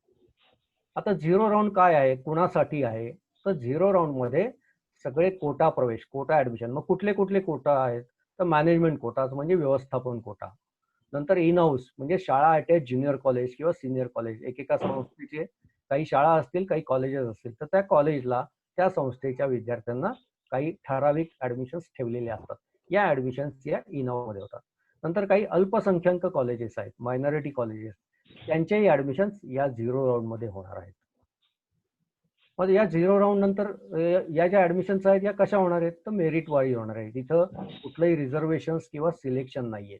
तर याला त्या पालकांनी, त्या विद्यार्थ्यांनी त्या कॉलेजचा ऍप्लिकेशन भरायचा आहे. हा सेंट्रलाइज फॉर्म नसणार आहे. इन हाऊस कोटाचा फॉर्म हा त्या कॉलेजला होणार आहे. आता मी एक उदाहरण देतो. समजा पुण्यात SP कॉलेज आहे. SP कॉलेज हे शिप्र मंडळीचं कॉलेज आहे. शिप्र मंडळीच्या अनेक शाळा आहेत. नुमोवी आहे, नुमोवी मुलींची आहे, नंतर नुमोवीला निगडीच्या शाळा आहेत, SPM इंग्लिश मिडियम स्कूल आहेत. मग या शाळांमधल्या विद्यार्थ्यांना याच संस्थेच्या जी काही ज्युनियर कॉलेजेस आहेत, म्हणजे नुमोवी ज्युनियर कॉलेज आहे, मुलींचं ज्युनियर कॉलेज आहे किंवा SP कॉलेजमध्ये आहे, या ठिकाणी इन हाऊस कोटा ऍप्लिकेबल आहे. त्यांना या इन हाऊस कोट्यामधनं 0 राऊंड मध्ये त्यांना प्रवेश घ्यायची संधी आहे. त्याला म्हणायचं इन हाऊस कोटा. तर management quota, in house quota आणि मायनॉरिटी कोटा याचे प्रवेश या 0 फेरीमध्ये होणार आहे. नंतरची जी फेरी होणार आहे ती रेग्युलर राऊंड, म्हणजे त्या 3 फेऱ्या होणार आहेत. मध्ये जे काय आपण पसंतीक्रम देणार आहोत या फॉर्म मध्ये, फॉर्म भरल्यानंतर त्या पसंतीक्रमाला तुमच्या गुणवत्तेला पहिलं प्राधान्य दिले, नंतर आरक्षणाला आणि नंतर तुमचा पसंतीक्रम. त्यानुसार या राऊंड मध्ये ॲलोकेशन होणार आहे आणि त्याप्रमाणे याच्या ऍडमिशन्स होणार. मग समजा याच्यातही काही विद्यार्थी शिल्लक राहिले, बऱ्याच जणांना याच्यातही ऍडमिशन मिळाली नाही, तर याच्या पुढची स्पेशल राऊंड असणार आहे. यामध्ये मात्र मेरिट आणि स्टुडंट प्रेफरन्स याच्यावरती याचे प्रवेश होणार आहेत. यानंतर सुद्धा जर काही विद्यार्थी संख्या राहिली तर ऍडिशनल स्पेशल राऊंड म्हणजे अतिरिक्त विशेष फेरी असणार आहे. नॉर्मल विद्यार्थ्याला की ज्याला मॅनेजमेंट नाही, इन हाऊस नाही, त्याला 3 नियमित फेऱ्या आणि 1 विशेष फेरी अशा 4 फेऱ्या मिळणार आहेत प्रवेशाला. आणि ज्यांच्याकडे इन हाऊस कोटा आहे, ज्या शाळा कॉलेज हे एका संस्थेचे आहेत, त्यांना इन हाऊस मध्ये पहिला चान्स मिळणार आहे आणि नंतर 3 रेग्युलर राऊंड आणि 1 स्पेशल राऊंडला त्यांना प्रवेश मिळू शकणार आहे. हे जे काय सांगितलं ते इथं मी फ्लोचार्ट मध्ये दिलेलं आहे की पहिली असणारे 0 फेरी, त्याच्यामध्ये मॅनेजमेंटचे ऍडमिशन व्यवस्थापनाच्या त्या 5% आहेत. मायनॉरिटीचे जर कॉलेज असेल तर तिथं 50% आहे आणि इन हाऊस 10% आहे. याच्यापैकी कुठलंही नसेल तर डायरेक्टली तो विद्यार्थी या नियमित फेरीत येतो. तिथं त्यांना 3 नियमित फेऱ्या, नंतर 1 विशेष फेरी आणि गरजेची असेल तर अतिरिक्त विशेष फेरी आहे. आता रिझर्वेशन्स कुठली आहेत हे तुम्हाला सगळं त्या बुकलेट मध्ये मिळणार आहे, की जे बुकलेट हे ऑनलाईन या वेबसाईट वरती 15 तारखेनंतर अवेलेबल असणार आहे. तर 4 प्रकारचे रिझर्वेशन्स या सिस्टीम मध्ये आहेत. पहिला आहे कोटा रिझर्वेशन, नंतर आहे टेक्निकल रिझर्वेशन, नंतर आहे कॉन्स्टिट्यूशनल किंवा सोशल रिझर्वेशन आणि पॅरलल रिझर्वेशन. आता रिझर्वेशनच्या बाबतीत एक लक्षात ठेवायचं की जे आउट ऑफ महाराष्ट्र ज्यांचा जन्म महाराष्ट्र बाहेर झालेला आहे आणि महाराष्ट्र राज्याच्या पेक्षा वेगळं त्यांच्याकडे कास्ट सर्टिफिकेट आहे, त्यांचं कास्ट सर्टिफिकेट इथं चालणार नाही. त्यांचा जो काय ऍडमिशन होणार आहे ती जनरल मध्ये ओपन कॅटेगरीत होणार आहे. हे लक्षात ठेवा की आपली जर कास्ट, आपला जन्म जर महाराष्ट्र स्टेटच्या बाहेर असेल आणि जर आपण कुठला तरी संवर्गात असाल तर ते आपल्याला इथं तो संवर्ग मिळणार नाही. महाराष्ट्र राज्याचं जर कास्ट सर्टिफिकेट असेल तरच तिथं आपल्याला कॉन्स्टिट्यूशन आणि सोशल रिझर्वेशन मध्ये भाग घेता येईल, त्याचा तुम्हाला फायदा घेता येईल. मग आता कोटा आणि टेक्निकल आरक्षण काय आहे? तर कोटा मी आता सांगितलं, इन हाऊस कोटा 10% जागा असतात त्याला, मॅनेजमेंट कोटा, व्यवस्थापन कोटा त्याला 5%, मायनॉरिटी कोटा जे मायनॉरिटी स्कूल्स आहेत त्यांना 50% असतो. नंतर तांत्रिक कोटा. तर मगाशी मी सांगितलं की तांत्रिक कोटा म्हणजे पूर्ण व्यावसायिक आणि NSTF हे जर विषय 10वीला असतील तर त्या विद्यार्थ्यांना HSVC आणि बायफोकल म्हणजे द्विलक्षीसाठी 25% जागा राखीव आहेत. कुठल्या विद्यार्थ्यांना? तर त्यांनी 9वी 10वीला काही वेगळे प्री वोकेशनल किंवा NSTF चे कोर्स घेतलेले आहेत, असा विषय जे शिकलेले आहेत अशा विद्यार्थ्यांना तांत्रिक कोटा आहे, हे लक्षात ठेवायचं. नंतर जे काही सोशल रिझर्वेशन आहे हे सगळं आपलं जे काय स्टँडर्ड आहे त्याप्रमाणेच आहे. हे काय मी वाचत नाही टक्केवारी, कारण ही सगळ्यांना माहिती आहे. ही तुम्हाला बुकलेटमध्ये म्हणजे PDF फाईलमध्ये वेबसाईटवरती मिळणार आहे. कुठल्याही गव्हर्नमेंटच्या तुम्हाला वेबसाईटवरती देखील ही माहिती मिळेल. नंतर समांतर आरक्षण आहे. तर या ठिकाणी तुम्हाला समांतर आरक्षण मध्ये महिला म्हणजेच लेडीजला 30% दिलेलं आहे. अपंग आणि दिव्यांग म्हणजे हँडिकॅप आणि डिसेबल्डला 4% आहे. प्रकल्पग्रस्त भूकंपग्रस्त म्हणजेच अर्थक्वेक आणि प्रोजेक्ट अफेक्टेड यांना 5% आहे. नंतर काहींची बदली जर झाली असेल, ट्रान्सफर असतील तर त्यांच्या मुलांना दिलेला आहे. आजी माजी सैनिक, सर्व्हिसमन आणि एक्स सर्व्हिसमन असेल तर त्यांना रिझर्वेशन आहे. नंतर फ्रीडम फायटर म्हणजे स्वातंत्र्य सैनिक त्यांना रिझर्वेशन आहे. आणि स्पोर्ट्स पर्सन नॅशनल आणि इंटरनॅशनल खेळाडू असतील पदक विजेते तर त्यांना 5% रिझर्वेशन आहे. या सगळ्यांना मिळून 5% आहे. आणि अनाथ मुलं म्हणजे ऑर्फन हे नवीन मागच्या वर्षीपासून सुरू झालेलं आहे तर त्यांना खुल्या प्रवर्गातून 1% झालेलं आहे. याची माहिती फक्त लक्षात ठेवावी.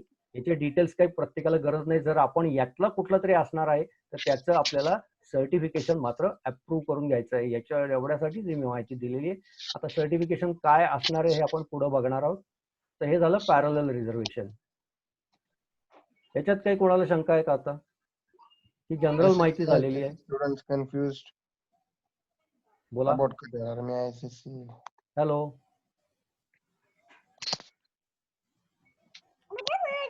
आता आपण पुढचा फॉर्म बेसिकली बघणार आहोत की जो गरजेचा आहे, जो महत्वाचा आहे तो म्हणजे ऍडमिशन प्रोसेस आणि ऍडमिशन फॉर्म. आता यावर्षी सगळ्यात महत्वाचा बदल झालेला म्हणजे सगळं बुकलेट, सगळी माहिती ही तुम्हाला ऑनलाईन मिळणार आहे. मागच्या वर्षीपर्यंत शाळेत जाऊन तुम्हाला बुकलेट घ्यायची गरज होती. आता हे बुकलेट शाळेतनं मिळणार नाहीये. हे तुम्हाला दिलेल्या वेबसाईट वरती ऑनलाईन मिळणार आहे. ऑनलाईन परचेस करावं लागणार आहे. कसं करायचं हे मी सांगणार आहे. त्यामुळे कुठल्याही कॉलेजला कुठेही जायची गरज नाही. सगळी प्रोसेस ही यावेळेला ऑनलाईन आहे, मॅक्झिमम ऑनलाईन. काही जर तुमच्याकडे क्वेरी आली, काही तुमच्याकडचे डॉक्युमेंट्सच्या बाबतीत तुम्हाला क्वेरी असेल तरच तुम्हाला शाळेत नाही तर गायडन्स सेंटरला जायचं आहे. बाकी सगळी प्रोसेस फक्त ऍडमिशन घ्यायला तुम्हाला कॉलेजला जावं लागेल. फॉर्म मिळण्यापासून फॉर्म भरेपर्यंत सगळी प्रोसेस ही ऑनलाईन आहे. मग ऍप्लिकेशन फॉर्म कधी अवेलेबल होतील तर साधारणतः टेंटेटिव्ह डेट ही 15 जुलै आहे. 15 जुलै नंतर विद्यार्थ्यांना त्यांचं पोर्टल चालू होणार आहे. आत्ता जे पोर्टल चालू आहे हे कॉलेजसाठी दिलेलं आहे. कॉलेजेसची माहिती अपग्रेडेशन करणं आणि कॉलेजचे सगळे बाकीचे जे काही सीट्स आहेत याची माहिती तुम्हाला वेबसाईटवर देण्यासाठी कॉलेजसाठी हे पोर्टल आता चालू आहे. कॉलेजची माहिती जेव्हा अप्रूव्ह होईल, अप्रूव्ह झाल्यानंतर ती माहिती सगळ्या कॉलेजेसची माहिती, तिथले कोर्स, तिथले इनटेक हे सगळं तुम्हाला ऑनलाईन मिळणार आहे वेबसाईटवरती. हे लक्षात ठेवा. यावर्षी कुठेही बुकलेट मिळणार नाही. कुणी बुकलेट मागण्यासाठी शाळेत जाऊ नका, कुठल्याही सेंटरला जाऊ नका, कुठेही ते अवेलेबल नसणार आहे. हे सगळ्यांना घरी बसल्या वेबसाईट वरती ऑनलाईन बघायला मिळणार आहे. जे तुमच्या लॉग इन मध्ये मिळणार आहे. जेव्हा लॉग इन तुम्हाला मिळेल त्यानंतर तुम्हाला ते बुकलेट अवेलेबल असेल. मग आता फॉर्म कसा असणार आहे तर हा फॉर्म मागच्या वर्षी सारखाच टेंटेटिव्ह असणार आहे. त्याच्यामध्ये आपल्याला काय काय माहिती भरावी लागणार आहे हे आपण बघू पहिल्यांदा. याच्यात जास्त बदल असण्याची शक्यता नाहीये कारण अजून हा फॉर्म डिझाईन स्टेटला आहे. तो 15 तारखेनंतरच वेबसाईटला येईल. पण याच्यामध्ये काय काय विचारलं जातं तर पहिल्यांदा विद्यार्थ्याची माहिती विचारली जाते. आता ही माहिती विद्यार्थ्याला कुठनं मिळणार आहे तर तुमचं जे ऍडमिट कार्ड आहे, हॉल तिकीट आहे 10वीच्या परीक्षेचं, त्या ऍडमिट कार्डवर ही सगळी माहिती मिळणार आहे. ते ऍडमिट कार्डवर जे तुम्हाला माहिती विचारली जाईल ती सगळी ऍडमिट कार्डवर आहे. ती माहिती त्या त्या ठिकाणी तुम्ही जर भरलीत तर तुम्हाला फॉर्म भरण्यात काहीही अडचण येणार नाही. नंतर SSC बोर्डाच्या विद्यार्थ्यांना तर अजून अडचण नाहीये, कारण त्यांना फक्त त्यांचा योग्य सीट नंबर टाकणं गरजेचं आहे. तुम्ही जर योग्य सीट नंबर टाकलात तर तुम्ही 10वीचा फॉर्म भरताना जी काय माहिती भरलेली आहे आणि जी या फॉर्म मध्ये ऍडमिशन साठी गरजेची आहे, म्हणजेच कुठली तुमची शाळा, तुमच्या शाळेचं नाव, त्याचा इंडेक्स नंबर, तुमचं नाव, तुमच्या आईचं नाव, ही सगळी जी माहिती तुमच्या ऍडमिट कार्डवर आहे, ही सगळी माहिती तुम्हाला या फॉर्म मध्ये ऑटोमॅटिक येणार आहे. फॉर्म भरताना फक्त काय लागणार आहे, तर एक तुमचा मोबाईल नंबर लागणार आहे, की जो मोबाईल तुम्हाला साधारणतः ऍडमिशन प्रोसेस संपेपर्यंत बदलता येणार नाही किंवा बदलणार नाही असा मोबाईल नंबर तुम्ही एंटर करायचा आहे. कारण सगळे मेसेजेस, सगळी माहिती त्या मोबाईलवरती मेसेजेसच्या स्वरूपात येणार आहे. तीच माहिती तुम्हाला तुमच्या वेबसाईटवरती लॉग इन मध्ये पण मिळणार आहे. पण मोबाईल नंबर हा गरजेचा आहे, कारण जसं बुकलेटमध्ये लॉग इन आयडी आणि पासवर्ड आधी मिळत होता, तसा लॉग इन आयडी आणि पासवर्ड हा तुम्हाला मोबाईल नंबर एंटर केल्यानंतर आणि त्याचं जे काही प्रक्रिया शुल्क आहे ते भरल्यानंतर तुम्हाला मिळणार आहे. आता हे प्रक्रिया शुल्क देखील ऑनलाईनच भरायचं आहे, हे लक्षात ठेवा. म्हणून मी सांगितलं की यावर्षी 100% ऑनलाईन प्रोसेस आहे. कुठेही जायचं नाहीये, कुणाकडेही पैसे द्यायचे नाहीत, कुठेही काही करायचं नाही. तुम्हालाच mobile through, internet through, laptop through हे सगळं करायचं आहे. आता मी मगाशी सांगितलं की एसएससीच्या विद्यार्थ्यांना त्यांचा सीट नंबर एंटर करायचा आहे. इथं सांगितलंय की only correct seat number is required. आता मी हे का केलेलं आहे, तर आता जर सीट नंबर पाहिला तर पहिला सीट नंबर आहे, त्याचं पहिलं अक्षर आहे सी. नंतर जे काय 6 आहे ते आकडे आहेत, पण काही ठिकाणी चुकून हा शून्याच्या ऐवजी ओ टाईप केला जातो आणि मग कुठलीच माहिती स्क्रीनवर दिसत नाही आणि वाटतं की आपला अर्ज चुकलेला आहे. त्यामुळे हे विद्यार्थ्यांनी आणि पालकांनी हे लक्षात ठेवायचं की पहिलं जे आहे ते अक्षर आहे आणि नंतर जे आहे ते 6 अंक आहेत.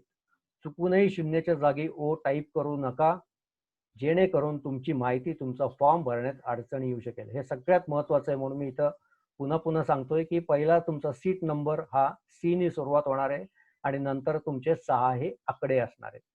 हे एकदा तुम्ही सीट नंबर टाईप केलात की पुढची जी सगळी माहिती आहे पार्ट 1 ची, ही ऑटोमॅटिकली तिथं डिस्प्ले होणार आहे आणि तुम्हाला ती फक्त चेक करायची आहे आणि सबमिट करायची आहे. एसएससी नसलेले विद्यार्थी म्हणजेच ICSE, CBSE, इंटरनॅशनल किंवा जे परदेशाहून काही येतात, NIS चे विद्यार्थी आहे, यांना मात्र ही जी काही माहिती आहे, म्हणजेच विद्यार्थ्याचं नाव, त्याचा शाळेचं नाव, त्याला एक कोड दिलेला आहे, त्याला UDIS नंबर म्हणतात, तो UDIS नंबर, त्या शाळेचा एक इंडेक्स नंबर असतो, ते ही सगळी गोष्टी या ऍडमिट कार्डवर दिलेली आहेत. आणि ऍडमिट कार्डवरची जर माहिती अदर बोर्डच्या विद्यार्थ्यांना किंवा SSC बोर्डच्या विद्यार्थ्यांना जर लक्षात आली नाही, तर तुम्हाला तिथं हेल्पलाईन नंबर दिलेला आहे वेबसाईटवरती, तिथं तुम्ही कॉन्टॅक्ट करू शकता किंवा तुमच्या शाळेला फोनवर कॉन्टॅक्ट करू शकता किंवा गायडन्स सेंटरवर कॉन्टॅक्ट करू शकता. मी पुन्हा सांगतो, ही सगळी माहिती तुम्हाला वेबसाईटवर ऑनलाईन मिळणार आहे. आता सीट नंबर एंटर केला आणि त्याची सगळी माहिती भरल्यानंतर हा पार्ट 1 चं काम पूर्ण होणार आहे, that is a registration. Part 1 पूर्ण झालेलं आहे. सध्या आता काम आहे पार्ट 1 चंच. पार्ट 2 कधी भरायचा आहे? पार्ट 2 जेव्हा ऑनलाईन परीक्षा, ऑनलाईन रिझल्ट लागणार आहे 10वीचा, त्यानंतर हा पार्ट 2 भरायचा आहे की ज्याच्यामध्ये तुम्हाला वेगळी माहिती भरायची आहे. आता पार्ट 2 काय असणार आहे आपण बघू. अजून एक राहिलेलं पार्ट 1 मध्ये म्हणजे स्पेशल रिझर्वेशन. मगाशी मी जे सांगितलं की एक सर्व्हिसमन असेल तर इथं तुम्हाला येस और नो करायचं आहे आणि याच्यासाठी मात्र तुम्हाला एक प्रमाणपत्र त्या विषयाचं जोडायचं आहे. म्हणजे जर एक सर्व्हिसमन असेल तर त्यांचं ऑथॉरिटीचं प्रमाणपत्र लागणार आहे. पॅरेंट ट्रान्सफर असेल तर त्याची ऑर्डर लागणार आहे. फ्रीडम फायटर असेल तर त्याचं ॲफिडेव्हिट लागणार आहे आजोबांचं. हँडिकॅप असेल तर ते कन्सर्न जो काय मेडिकल ऑफिसर आहे त्याचं सर्टिफिकेट लागणार आहे. स्पोर्ट्स पर्सन असेल तर थोडा वेगळा त्याच्यात आहे. स्पोर्ट्स पर्सन मध्ये 3 प्रकार दिलेले आहेत. हायेस्ट प्रायोरिटी या इंटरनॅशनल मेडल विनरला दिलेला आहे. नंतर सेकंड प्रायोरिटी इंटरनॅशनल पार्टिसिपंटला दिलेला आहे आणि थर्ड प्रायोरिटी ही नॅशनल लेवलच्या मेडल विनरला दिलेली आहे. आता ही माहिती, याची डिटेल कुठे मिळू शकेल, कुठल्या स्पोर्ट्सला हे रिझर्वेशन आहे, तर डिस्ट्रिक्ट ऑफिसर, स्पोर्ट्स ऑफिसर अशी एक पोस्ट आहे, अशी वेबसाईट आहे DSO पुणे. या DSO पुणेवरती ज्यांच्या स्पोर्ट्सचं रिझर्वेशन आहे ही माहिती त्या स्पोर्ट्सच्या वेबसाईटवरती मिळू शकणार आहे. नंतर पुढचं जे आहे ते म्हणजे अर्थक्वेक आणि प्रोजेक्ट अफेक्टेड, प्रकल्पग्रस्त, भूकंपग्रस्त आणि नंतर ऑर्फन. ह्या रिझर्वेशनला मात्र वेगळं सर्टिफिकेट तुम्हाला असणं गरजेचं आहे. आता पार्ट 2 मध्ये काय भरायचंय, तर पार्ट 2 मध्ये आपल्याला पडलेले मार्क भरायचे आहेत. तुम्हाला रिझल्ट लागल्यानंतर मार्क मिळणार आहेत. SSC बोर्डाला बेस्ट ऑफ 5 मार्क आहेत. बाकीच्या बोर्डाचे जे काय मार्क आहेत ते कशा पद्धतीनं भरायचे हे वेबसाईट वरती प्रत्येक बोर्डाला कसा फॉर्मॅट आहे, कारण ICSE ला 600 पैकी आहेत, CBSE ला काही 500 आहेत, काही 600 आहेत. तर हा जो फॉर्मॅट आहे, याचा जो काही रूल आहे, याचा नियम आहे, हा सगळा वेबसाईट वरती ऑनलाईन तुम्हाला जेव्हा स्टुडंट पोर्टल चालू होईल त्या ठिकाणी सगळी इन्फॉर्मेशन मिळणार आहे. नंतर सायन्स मध्ये किती मार्क पडलेले आहेत हे भरायचे, कारण काही ठिकाणी 34 मार्क असतानाही काही पास हे रिझल्ट डिक्लेअर केला जातो, पण आपल्याकडे सायन्सला जर 35 मार्क असतील तरच तो विज्ञान शाखेत आणि त्याला गणित विषय घेता येतो, असा एक आपल्या SSC बोर्डाचा रूल आहे. त्यामुळे हा इथं ऑप्शन दिलेला आहे. नंतर तुम्हाला स्ट्रीम सिलेक्ट करायची आहे. 4 स्ट्रीम्स मध्ये एक स्ट्रीम सिलेक्ट करायची आहे. सायन्स असेल, कॉमर्स असेल, आर्ट्स असेल किंवा HSBC असेल. मीडियम सिलेक्ट करायचंय आणि सगळ्यात मोठा पुढचा प्रश्न आहे, पुढचा ऑप्शन आहे तो म्हणजे कॉलेज प्रेफरन्सेस. आता हे कॉलेज प्रेफरन्सेस काय आहेत, त्याचा कोड काय आहे, ही सगळी माहिती तुम्हाला वेबसाईटवर उपलब्ध असणार आहे जेव्हा स्टुडंट पोर्टल चालू होणार आहे. प्रत्येक कॉलेजची या सेंट्रलाइज सिस्टीम मध्ये जेवढी कॉलेजेस आहेत, साधारणतः 200 ते 300 कॉलेजेस आहेत, ही कॉलेजेस एरिया वाईज तुम्हाला दिली जातील. एरिया वाईज तिथं तुम्ही सिलेक्ट करायचे, त्या कॉलेजची माहिती पूर्ण वाचा. तिथं कुठले कुठले ऑप्शनल विषय आहेत, त्याचं टायमिंग काय आहे, तिथं किती कुठल्या ऑप्शनल विषयाला किती जागा शिल्लक आहेत आणि मागच्या वर्षी त्या कॉलेजचा प्रत्येक कॅटेगरीचा कट ऑफ दिलेला आहे. म्हणजे कुठलंही कॉलेज घेतलं, SP घेतलं, नुमोवी घेतलं, फर्ग्युसन घेतलं, गरवारे घेतलं, तर त्या कॉलेजला प्रत्येक कॅटेगरीचा दुसऱ्या राऊंडचा कट ऑफ तुम्हाला तिथं मिळणार आहे. त्यावरून तुम्हाला अंदाज येणार आहे की त्या कॉलेजला मागच्या वर्षी कितीपर्यंत जागा भरल्यात, किती टक्क्याला जागा क्लोज झाली, आणि याचा सगळा अंदाज घेऊन हे तुम्हाला प्रेफरन्सेस भरायचे आहेत. प्रेफरन्सेस भरताना कमीत कमी 1 पाहिजे आणि जास्तीत जास्त 10 पाहिजे.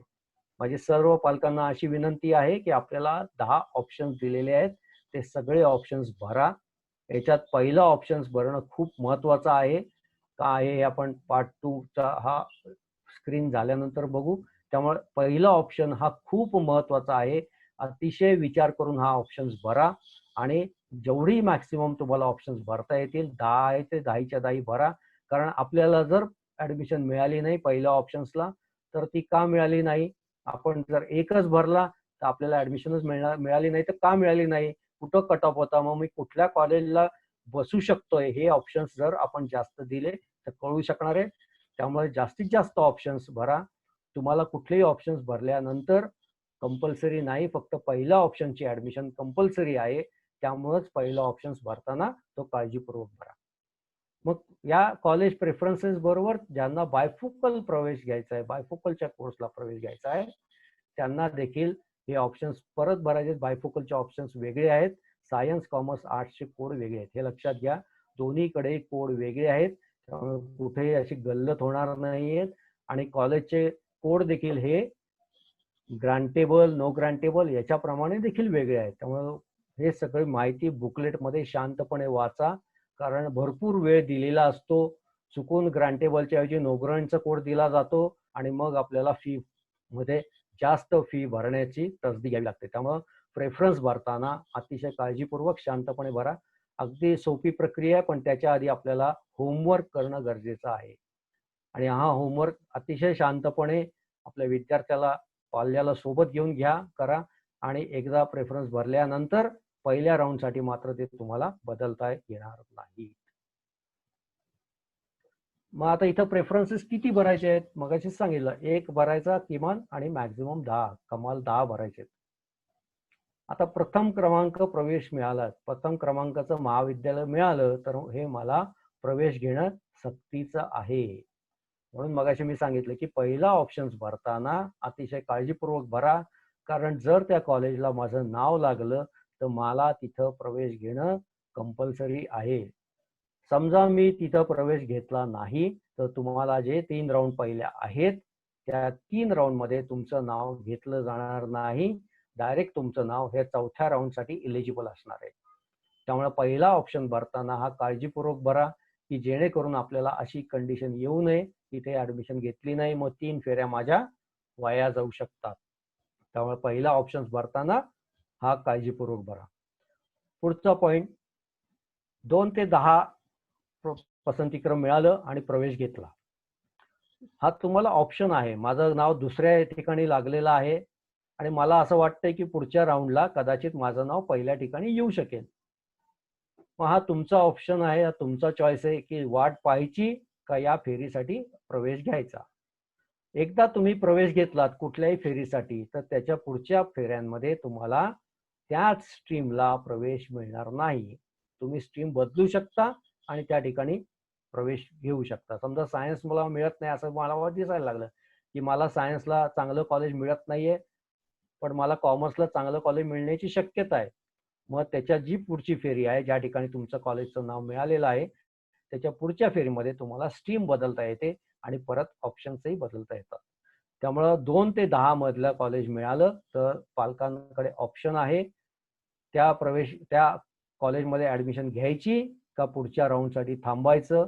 पण हा ऑप्शन सगळी योग्य सल्ला घेऊन योग्य माहिती विचारून करा, कारण असंही व्हायची शक्यता असते. कारण पहिल्या राऊंडला बऱ्याच कॉलेजमधल्या 50% जागा या घेतल्या जातात ऍडमिशन. त्यामुळे दुसऱ्या राऊंड पासून जागेचं प्रमाण हे कमी कमी होतं. पहिल्याला 100% अवेलेबल असतात, दुसऱ्या राऊंड पासून त्या जागा कमी कमी होत जातात. 50%, 20%, 10% अशा कमी कमी होत जातात जसं राऊंड वाढतील तशा. त्यामुळं पहिल्यांदा ऑप्शन आपल्याला 100% असतो, नंतरच्या राऊंडला हा ऑप्शन कमी कमी होतो. त्यामुळं पहिल्यांदा कोणाचा तरी माईक चालू आहे. प्रसाद कोण आहे?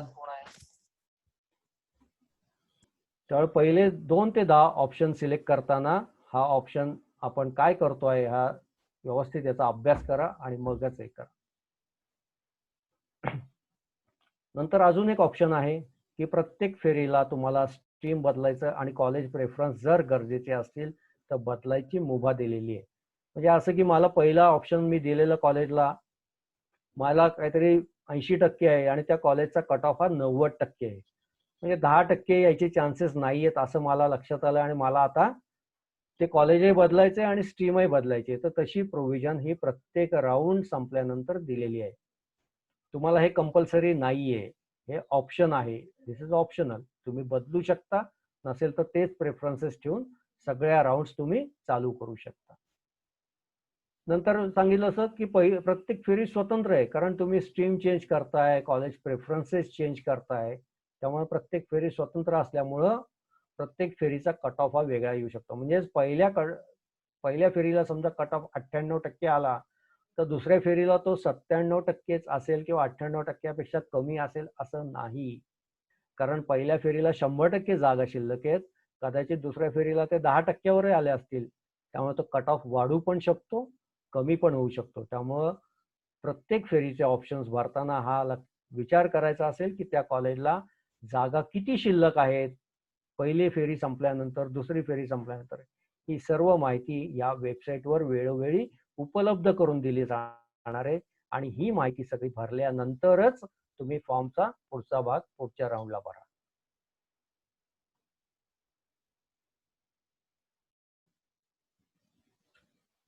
याच्यात काही कोणाला प्रश्न असतील तर विचारू शकतात. Hello sir. हा बोला. आता तुम्ही जे सांगितलं की फर्स्ट राऊंडला जे कॉलेज होईल त्या कॉलेजला ऍडमिशन घ्यावं लागेल, नाहीतर तुमचं सेकंड थर्ड राऊंडला ऍडमिशन म्हणजे नाव येणार नाही, डायरेक्ट राऊंडला येईल. मॅडम मी काय सांगितलं, फर्स्ट राऊंडला नाही, तुमचा पहिला पसंतीक्रम असेल, पहिला पसंतीक्रम जर असेल तर तो प्रवेश घेणं कंपल्सरी आहे. प्रथम पसंती क्रमाचं महाविद्यालय मिळाल्यास, प्रथम राऊंड नाही, तुम्ही पहिल्या राऊंडला जे पहिलं कॉलेजचं नाव टाक आणि त्याच कॉलेजला मला जर प्रवेश मिळाला तर याचा अर्थ ते तुम्हाला ऍडमिशन घेणं कंपल्सरी आहे. ते तुम्हाला कॉलेज पाहिजे ना, म्हणून तुम्ही पहिल्या प्रेफरन्सला टाकलेला आहे. मग पहिल्या प्रेफरन्सचं कॉलेज तुम्हाला मिळालं कुठल्याही राऊंडला, मग ती राऊंड पहिली असू दे, दुसरी असू दे, तिसरी असू दे किंवा स्पेशल राऊंड असू दे, कुठल्याही राऊंडला पहिल्या प्रेफरन्सचं, पहिल्या प्रथम पसंती क्रमाचं जर तुम्हाला कॉलेज मिळालं तर तिथं कंपल्सरी तुम्हाला ऍडमिशन घ्यावी लागेल. ओके ओके चालेल. आणि माझा मग अशी एक क्वेश्चन होता की काही बारावीला PCMB घेतलं आणि एन्व्हायरमेंटल सायन्स कडे जर आपला कल असेल किंवा ते जर करायचं असेल तर त्याचे कॉलेज वेगळे आहेत का, किंवा त्याच्यासाठी जॉब ऑपॉर्च्युनिटीज काय आहेत?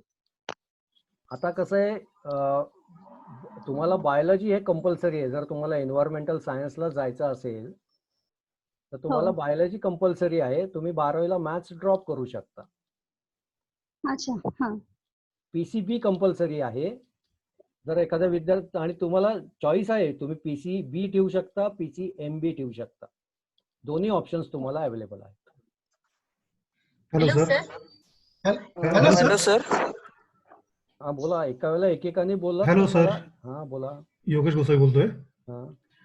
मला हे विचारायचं होतं की कॉलेजमध्ये आपल्याला जे प्रेफरन्सेस द्यायचे ते एडेड आहे किंवा नॉन एडेड आहे, हे आपल्याला वेबसाईटवर त्या ठिकाणी प्रेफरन्सेस देताना समजणार आहे का, किंवा दुसऱ्या सोर्स मधून पडत? नक्कीच वेबसाईटवर सगळी माहिती दिलेली आहे. त्यातून जेव्हा तुम्ही फॉर्म भरताय, समजा मी XYZ कॉलेजचा कोड टाकला, त्या कोड टाकल्यानंतर तुम्हाला त्या ठिकाणी अजून एक विंडो दिसणार आहे.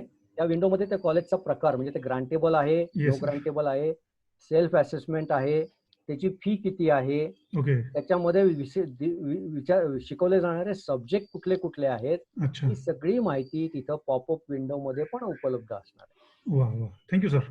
आणि एक लक्षात घ्या, एखाद्या कॉलेजमध्ये 2 ऑप्शन्स असू शकणारे. एक कोड असणार आहे त्यांचा ग्रांटेबलचा, दुसरा कोड आणि नो ग्रांटेबलचा. त्यामुळे असं कुठेही नाहीये की ग्रांटेबलच्याच कोडला नो ग्रांटेबलची ऍडमिशन होणार आहे. त्या दोन्ही कोड वेगळे आहेत. ग्रांटेबलचा कोड वेगळा आणि नो ग्रँटचा कोड वेगळा. त्यामुळे हे लक्षात घ्यायचंय की ग्रांटेबलच्या कोडचा आणि नो ग्रांटेबल कोड हे वेगळे असल्यामुळं तुम्हाला जर ग्रांटेबलच हवं असेल तर तुम्ही तसं सिलेक्शन करून ती नावं शोधू शकता, आणि त्याचा नो ग्रँटचा कोड हा वेगळा आहे, हे लक्षात घ्या. त्यामुळे फॉर्म भरताना हे नक्की पालकांनी लक्षात ठेवावं की कॉलेज ग्रांटेबल आहे.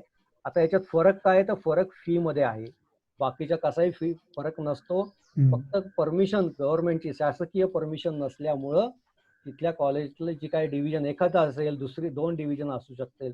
काही कॉलेजमध्ये 4 ग्रांटेबल डिव्हिजन आहेत, 2 नो ग्रांटेबल डिव्हिजन असतील, तर त्या नो ग्रांटेबल डिव्हिजनचा कोड वेगळा आहे आणि ग्रांटेबलचा कोड वेगळा आहे. ही सगळी माहिती तुम्हाला वेबसाईटवर डिटेल मध्ये अवेलेबल असणार आहे. समजा याच्यात तुम्हाला काही शंका आली तर तिथं हेल्पलाईन नंबर दिलेला आहे, ॲज वेल ॲज काही गायडन्स सेंटरचे नंबर तुम्हाला वेबसाईटवर दिले जातील, आणि त्या कॉलेजचा पण कॉन्टॅक्ट नंबर तुम्हाला तिथं दिसणार आहे ऑनलाईन. तुम्ही त्या कॉलेजला सुद्धा त्यांनी दिलेल्या वेळेमध्ये कॉन्टॅक्ट करू शकता. Thank you very much sir.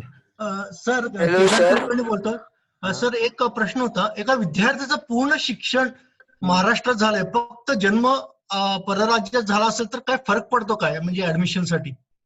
Category आहे का कुठली? नाही, जनरल कॅटेगरी. जनरल कॅटेगरीला काही अडचण नाही. संवर्ग ज्यांचा आहे त्यांना महाराष्ट्र स्टेटचं सर्टिफिकेट असणं गरजेचं आहे. ओपन कॅटेगरीला काही अडचण नाही. ओके, ओपन कॅटेगरीला काही संबंध नाहीये? काही नाही. Thank you sir. Hello sir. माझा सेम प्रश्न आहे. माझ्या मुलाचा जन्म बाहेरचा आहे महाराष्ट्राच्या, पण पूर्ण शिक्षण पुण्यामध्ये झालेलं आहे, पण आम्ही कॅटेगरीमध्ये येतो, तर त्या केसमध्ये मला काय करावं लागेल? तुमच्याकडे महाराष्ट्र स्टेटचं कॅटेगरी सर्टिफिकेट हवं आहे. ओके, म्हणजे जातीचा दाखला थोडक्यात. जातीचा दाखला हा महाराष्ट्र स्टेटने अप्रूव्ह केलेला असला पाहिजे. Okay. Thank you sir. Hello sir, मी सिद्धार्थ जयवंत, मुंबईतला आहे. मी 10वी मुंबईत दिली आहे, पण मला कॉलेज पुण्यातलं घ्यायचंय, तर मग हा 15 जुलैच्या नंतरचा फॉर्म भरायचा की नाही भरायचा? पुण्यात ऍडमिशन घ्यायची असेल तर ऑनलाईन पुण्याचा फॉर्म भरणं गरजेचं आहे. तुला मुंबईत आणि पुण्यात दोन्हीकडे तुला प्रयत्न करायचे असतील तर दोन्ही ठिकाणचे फॉर्म तुला भरावे लागतील. पण कॉलेज, कारण की मला NDA करायचंय पुढे, तर मला 11वी 12वी पण मी लोणावळ्याला पुण्यात एक कॉलेज आहे, तर त्या कॉलेजमध्ये घ्यायचंय. अरे एक लक्षात घे, ही जी प्रोसेस आहे ही पुणे शहर आणि पिंपरी चिंचवड यापुरतीच मर्यादित आहे, कुठं येणार मला? याच्यात लोणावळा येत नाही. Okay. Hello sir. Hello sir. Hello. हा हा सर, मंगेश बोलतोय. हं. सर हे तुम्ही जे म्हणतायत की ग्रँटेड आणि नॉन ग्रँटेड जे कॉलेज आहेत त्याच्यातले जे सीट्स आहेत, तर त्यामध्ये कट ऑफ हा वेगवेगळा असू शकतो का? हो, असणार ना. अच्छा, मग ते ती माहिती त्यावर मिळते का पोर्टलवर? ही प्रत्येक कॉलेजचा कट ऑफ वेगळा आहे, ग्रांटेबल असू दे, नो ग्रांटेबल असू दे, प्रत्येकाचा कोड वेगळा आहे. त्या कोडला प्रत्येक कॅटेगरीला किती कट ऑफ माहिती या वेबसाईटवर उपलब्ध असणार आहे. अच्छा, आणि समजा जर आपण पीसीएम ला जर ऍडमिशन घेतली आणि इन फ्युचर आपल्याला 1-2 महिन्यानंतर जर विद्यार्थ्याला वाटलं की मला हे बायोलॉजी पण घ्यायचं आहे, तर ते घेता येतं का? त्या कॉलेजला जर सीट शिल्लक असतील, आणि कसं असतं, सायन्सला ऍडमिशन म्हणजे सायन्सला असते, त्याच्यात हे ऑप्शनल विषय झालेले आहेत. आता काही कॉलेजमध्ये बायोलॉजी कंपल्सरी आहे, काही कॉलेजमध्ये मॅथ्स कंपल्सरी आहे. ही सगळी माहिती तुम्हाला त्या कॉलेजला प्रत्यक्षपणे विचारून मग ते फॉर्म भरायला लागेल. आणि हा जो काही मुद्दा आहे, हा तुम्हाला ऍडमिशन कुठल्या कॉलेजला मिळते आणि नंतर त्या कॉलेजमध्ये त्याला सीट शिल्लक आहेत का नाहीत याच्यावरती ठरू शकतो. तर समजा मी एक्स कॉलेज प्रथम पसंतीचं दिलंय आणि मला 3ही राऊंड मध्ये त्या कॉलेजला नाही मिळाली ऍडमिशन, तर मग विशेष फेरीत मला सेकंड प्रेफरन्सच घ्यावं लागतं का मला चान्स असतो मिळण्याचा? तुम्हाला जर त्या कॉलेजमध्ये प्रवेश मिळत नाही असं जर दिसलं तर तुम्ही प्रेफरन्सेस बदलायला पाहिजेत ना. ओके. प्रेफरन्सेस बदलणं तुमच्या हातात आहे. बरं. सिस्टीम काही करणार नाही. सिस्टीम तुमच्या प्रेफरन्सला प्रथम प्राधान्य देते. पहिलं प्राधान्य मेरिट प्रमाणे आहे, नंतर रिझर्वेशन आहे आणि नंतर तुमचा प्रेफरन्स आहे. तुम्ही जर प्रेफरन्स बदलला नाही शेवटपर्यंत, मी आत्ताच उदाहरण दिलं की मला 70% आहे आणि एखाद्या कॉलेजचा कट ऑफ जर कायम 90% असेल आणि मी प्रेफरन्सच बदलले नाहीत तर मला 90%चं कॉलेज कधीच मिळणार नाही. ओके. पण जागा किती शिल्लक आहेत हे दरवेळेला आपल्याला कळत राहतं का? प्रत्येक राऊंड संपल्यानंतर 1 दिवसाने या वेबसाईट वरती त्या कॉलेजचा मागच्या राऊंडचा कट ऑफ किती आहे हे तुम्हाला दिसणार आहे. आणि तिथे किती जागा शिल्लक आहेत पुढच्या राऊंडसाठी हे पण डिस्प्ले केलं जाणार आहे. त्यामुळे त्यावरून अंदाज येईल. तुम्ही अंदाज घेऊ शकता. जर मला समजा 500 जागा आहेत आणि पहिल्या राऊंडला जर तिथं 450 जागा संपल्या असतील आणि माझ्या टक्क्यात जर 5 ते 10% फरक असेल तर पुढच्या 50 जागांमध्ये माझा प्रवेश मिळणार आहे की नाही हा आपण अंदाज बांधायचा आहे. म्हणूनच पालकांनी थोडा होमवर्क करणं गरजेचं आहे आणि काही घाई न करता हे प्रेफरन्सेस भरणे गरजेचे. त्यामुळे एकदा प्रेफरन्सेस भरल्यानंतर या राऊंड संपल्याशिवाय तुम्हाला काही चॉईस नाही. थँक्यू. हॅलो. हा बोला. हॅलो. बोला. हा सर, माझी मुलगी आहे आणि 10वी तिचं इथं पुण्यामध्येच झालंय, ऍज वेल एज जन्म पण इथलाच आहे. मग जे कॅटेगरीचं सर्टिफिकेट म्हणतो आपण SCBC, तर ते माझा ऍड्रेस पण इथलाच आहे, पण मी ते गावी काढलेलं आहे. माझं जिथं नेटिव्ह आहे. बेसिकली महाराष्ट्र राज्याचं सर्टिफिकेट गरजेचं आहे. येस, महाराष्ट्र राज्याचंच आहे. पुण्यातलं सर्टिफिकेट आहे. आपली प्रवेश ही महाराष्ट्र राज्यात आहे, त्यामुळे महाराष्ट्र राज्याचे जे काही रूल्स रेग्युलेशन्स आहेत ते आपल्याला लागू आहेत. मग आता हे रिझर्वेशन जे आहे हे मुलगी म्हणून रिझर्वेशन का SCBC काय आहे? दोन्हीचं कॉम्बिनेशन होतं त्या ह्याच्यात. अच्छा, मग दोन्हीकडे आपण हे द्यायचं म्हणजे रिझर्वेशनला ओके करा. प्रेफरन्स तुम्हाला पॅरलल रिझर्वेशनला नाहीच आहे, तो त्या कॅटेगरीमध्ये दिलेला असतो सिस्टीम थ्रू. ओके, ठीक आहे sir. Okay, thank you sir. Thank you. मुलगी म्हणून असं काही वेगळं सर्टिफिकेट नाही, तिचं जेंडरच ते आहे म्हटल्यानंतर तिला त्याचा प्रेफरन्स दिला जाणार आहे. बाकीच्या याला तुम्हाला काहीतरी डॉक्युमेंट ही जोडावी लागणार. Okay sir. Okay, thank you. Hello sir, मी उन्नती. मी आता जॉईन झाले. तुम्ही मला ते साईटचं नाव सांगू शकता का?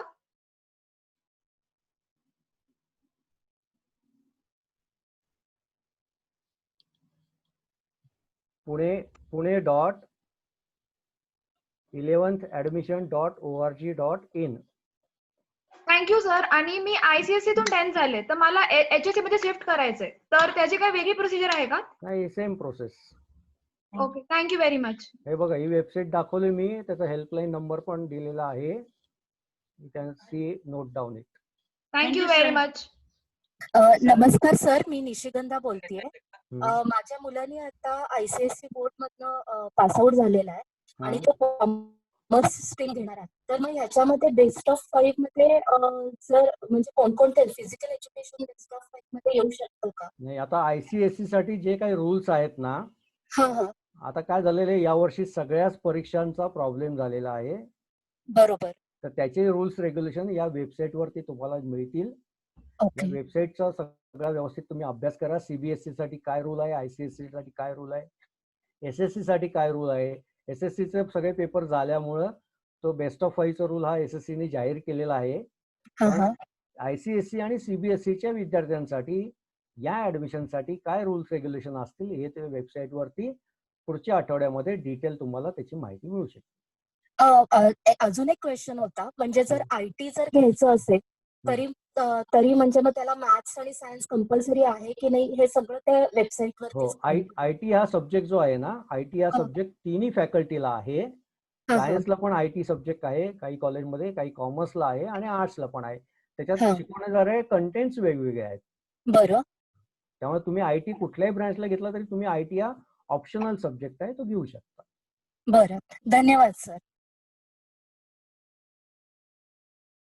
हॅलो. हा, बोला. हा सर, बायफोकलचे चॉईस जे आहे सब्जेक्ट ते आपण कॉलेजचा फॉर्म भरताना द्यायला लागणार का? ज्यांना बायफोकलला ऍडमिशन घ्यायची आहे त्यांना 2 फॉर्म पॅरलल भरावे लागणार आहेत. एक जनरल ऍडमिशनचा आणि एक बायफोकलच्या ऍडमिशनचा. असं का केलेलं आहे, समजा मला बायफोकलला हवं ते कॉलेज मिळालं नाही आणि मी जनरलचा फॉर्मच भरला नाही, तर मी या ऍडमिशनच्या प्रोसेसमधनं बाहेर जाणार आहे. ओके. तर असं होऊ नये म्हणून समजा तुम्हाला बायफोकल मिळालं नाही तर तुम्ही जनरल सायन्सला ऍडमिशन घेणार आहात की नाही? बरोबर. मग ते जनरल सायन्सला तुम्हाला ऍडमिशन कुठल्या कॉलेजला आणि कुठल्या प्रेफरन्सने घ्यायचंय याच्यासाठी तुम्हाला जनरलचा फॉर्म भरणं कंपल्सरी आहे. आणि त्या जनरल सायन्सच्या फॉर्मचा form number, log in number जो आहे तो बायफोकलच्या फॉर्म मध्ये भरणं कंपल्सरी आहे. म्हणजे तुम्हाला बायफोकलच्या आधी जनरलाइजचा फॉर्म ऑप्शन्स भरावे लागणार, तो फॉर्म सबमिट करावा लागणार आणि मग बायफोकलचा फॉर्म भरावा लागणार. Okay sir. आणि जर मला 2 ते 10 या लिस्ट मध्ये कॉलेज जर मिळाले आणि ते जर मला टेम्पररी ऍडमिशन ठेवून जर परत पुढच्या नेक्स्ट फेरीत परत एकदा ट्राय करायचं असेल तर ते पॉसिबल आहे का? ओके, खूप चांगला प्रश्न आहे. या प्रवेश प्रक्रियेमध्ये कुठेही टेम्पररी ऍडमिशन नाही, हे लक्षात घ्या. सर्व पालक आणि विद्यार्थ्यांनी लक्षात घ्या, कुठलंही कॉलेज हे टेम्पररी ऍडमिशन देऊ शकत नाही. तुम्हाला ज्या वेळेला ऍडमिशन घ्यायची असेल ती कन्फर्म ऍडमिशन असणार आहे. त्यावेळेला तुम्हाला सगळी डॉक्युमेंट्स आणि कॉलेजचे सगळे नॉर्म्स पूर्ण केल्यानंतर तुम्हाला या ऑनलाईन प्रवेश प्रक्रियेमधनं ऑथराइज्ड प्रवेशाची स्लिप मिळणार आहे. आणि एकदा का तुम्ही ही स्लिप मिळवलीत म्हणजे ऑथराइज्ड ऍडमिशन झालीत की पुढच्या राऊंडला तुम्हाला ऍडमिशन नाही. त्यामुळे कुठेही टेम्पररी ऍडमिशन होणार नाही. 2 ते 3 वर्षापूर्वी ही प्रोसेस होती, ती मागच्या वर्षीपासून ही कॅन्सल केली. त्यामुळे कुठल्याही राऊंडला कुठलंही कॉलेज टेम्पररी ऍडमिशन देऊ शकत नाही. त्यामुळे हे लक्षात ठेवा, कुठेही टेम्पररी ऍडमिशन नाहीये. आपल्याला ऍडमिशन घ्यायची ही कन्फर्म ऍडमिशनच आहे. Hello sir. हा सर, मी कविता छाजेड बोलते. तुम्ही जी वेबसाईट दिली ना ती ओपन केल्यानंतर ते लॉग इन आयडी आणि पासवर्ड मागतात ते. मॅडम, आता वेबसाईट ही कॉलेजसाठी आहे. मी मगाशीच सांगितलं 15 जून. मी सॉरी सर, मी जस्ट जॉईन झाले ना त्यामुळे मला माहित नव्हतं. 15 जुलै नंतर ही वेबसाईट चालू होणार आहे विद्यार्थ्यांसाठी. Okay sir, thank you. सर, मी अमित बोलतोय. माझ्या मुलीला बायफोकललाच ऍडमिशन हवी आहे, पण तुम्ही आता सांगितलं बायफोकलला चे प्रेफरन्सेस पण भरायचे आणि जनरल सायन्सचे पण भरायचे. तर जनरल सायन्सचा पहिलाच प्रेफरन्सला ऍडमिशन मिळाली तर ती कंपल्सरी घ्यावी लागेल मला का बायफोकल साठी थांबता येईल? कसं? नाही, दोन्ही पॅरलल प्रोसेस आहेत आता. त्यामुळे तुम्हाला पण प्रेफरन्स 1 जर का जनरल मला बायफोकलच हवंय आणि जनरल सायन्स मध्ये पहिल्या प्रेफरन्सलाच ऍडमिशन मिळाली तर घ्यावी लागेल का? हो, तिथं घ्यावी लागेल आणि मग त्या कॉलेजमध्ये तुम्हाला बायफोकल साठी प्रयत्न करावा लागेल उरलेल्या जागांमध्ये. मग तुमचं सजेशन काय? मला बायफोकललाच हवी आहे तर मी फक्त बायफोकलची लिस्ट भरावी आणि जनरल सायन्सची रिकामी ठेवावी का कसं? नाही, असं करताच येणार नाही ना. मी आत्ताच सांगितलं की जो बायफोकलचा फॉर्म भरतो त्याला जनरल सायन्सचा फॉर्म भरणं हे गरजेचं आहे. मग तुमचं सजेशन काय? मी कसं करावं मला माझ्या इच्छेसाठी? तुम्ही एक काम करा, बायफोकलच हवी असेल. ते माझा ईमेल आयडी दिलेला आहे तुम्हाला, त्याच्यावरती तुमची क्वेरी विचारा, तुमचा फोन नंबर टाका, मी तुम्हाला पर्सनली कॉन्टॅक्ट करेन. एक कदाचित असं होऊ शकेल का की जनरलला जे कॉलेज आपल्याला मिळणारच नाहीये ते पहिला प्रेफरन्स टाकून द्या. म्हणजे समजा तुमचे मार्क 97% आहेत किंवा जे काही असतील ते, आणि एखाद्या कॉलेजचा कट ऑफ 99% आहे, तर तुम्ही 100% शुअर या जनरलला आपल्याला त्या कॉलेजला ऍडमिशनच मिळणार नाही. तर तसं पण एक करता येऊ शकेल. It is a chance. But chance कसा आहे सर, दरवर्षी ऍडमिशन प्रोसेसमध्ये काहीतरी वेगवेगळं होत आहे. आता यावर्षी बऱ्याच ठिकाणी बाहेरचे विद्यार्थी पुण्यामध्ये शिक्षणाला यायची शक्यता खूप कमी आहे. त्यामुळे मागच्या वर्षीचा कट ऑफ आणि या वर्षीचा कट ऑफ मध्ये काही होऊ शकतं, आणि मुलांचा जो काही माइंडसेट आहे हा आपण म्हणजे कोणीच सांगू शकत नाही की काय होईल. त्यामुळे प्रत्येक राऊंड सेपरेट असल्यामुळं पालकांना थोडंसं होमवर्क करणं गरजेचं आहे. भरपूर ठिकाणी तुम्हाला माहिती विचारायला पाहिजे आणि त्याप्रमाणे तुम्हाला ऍडमिशनचा फॉर्म भरणं गरजेचं आहे. प्रोसेस थोडी आहे सिंपल, पण काही ज्यांना 2-3 ठिकाणी चॉईस बघायचं आहे त्यांच्यासाठी थोडंसं कॉम्प्लिकेशन आहे, कारण शेवटी ऑप्शन्स भरणं हा एक मोठा टास्क आहे. आणि त्यावेळेला या काही लेक्चर्स असतील पण तुम्ही अटेंड करा, त्यावेळेला अजून क्लॅरिफिकेशन तुम्हाला मिळू शकते. हॅलो, आता ऍडमिशन आपण घेतली की त्या कॉलेजचा फॉर्म पण आपल्याला भरायला लागतो का वेगळा? नाही, तुम्ही प्रेफरन्सेस देणार आहात की नाही? हो हो. आता समजा तुम्हाला एसपी कॉलेज मिळालं, हा बरोबर, एसपी कॉलेजचा त्यांचा इंटरनल फॉर्म तुम्हाला भरावाच लागणार आहे. भरावा लागेल. आणि तिथे जे काय ऑप्शनल सब्जेक्ट आहेत त्यातनं तुम्हाला ते सिलेक्शन करावं लागणार. ओके. आणि आपण जी लिस्ट दिली त्यातलं आपल्याला प्रेफरन्स वाला कॉलेज जर पहिल्या ह्याच्यात नाही मिळालं तर मग दुसऱ्या राऊंड पर्यंत आपण काहीच करायचं नाही, बरोबर ना? बरोबर आहे. Okay okay, thank you sir. Hello sir, आपण जर इन हाऊस मधून XYZ कॉलेजला ऍडमिशन घेतली, म्हणजे कन्फर्म नाही केलं पण आहे, तर मग ती ऍडमिशन आपण कॅन्सल करू शकतो का जर मला इकडनं मिळाली ऍडमिशन दुसऱ्या कॉलेजला? तर मी मगाशी सांगितलं की जेव्हा तुम्ही कुठलीही ऍडमिशन कंपल्सरी घेता, कुठल्याही कोट्यातनं असेल, मग ती इन हाऊस असेल, मॅनेजमेंट असेल, एकदा तुम्ही कंपल्सरी कन्फर्म ऍडमिशन घेतल्यानंतर पुढच्या राऊंडला तुमचं नाव येत नाही. मग ती इन हाऊस असू दे किंवा राऊंड 1 ची असू दे किंवा राऊंड 2 ची असू दे. Okay sir, thank you. Hello sir. हा बोला. माझा क्वेश्चन होता की जर का मला फर्स्ट आणि सेकंड प्रेफरन्स मध्ये मला जे कॉलेज पाहिजे ते मला मिळालं नाही, आणि थर्ड प्रेफरन्सला मला असं कॉलेज मिळालं जे मी म्हणजे ऍज अन ऑप्शनल म्हणून ठेवलेलं. माझ्या डोक्यात होतं की मी तिकडे जॉईन होईन किंवा असं ऍज एक म्हणतात ना की म्हणजे ऑप्शन बी म्हणून ठेवलेला, असं आलं.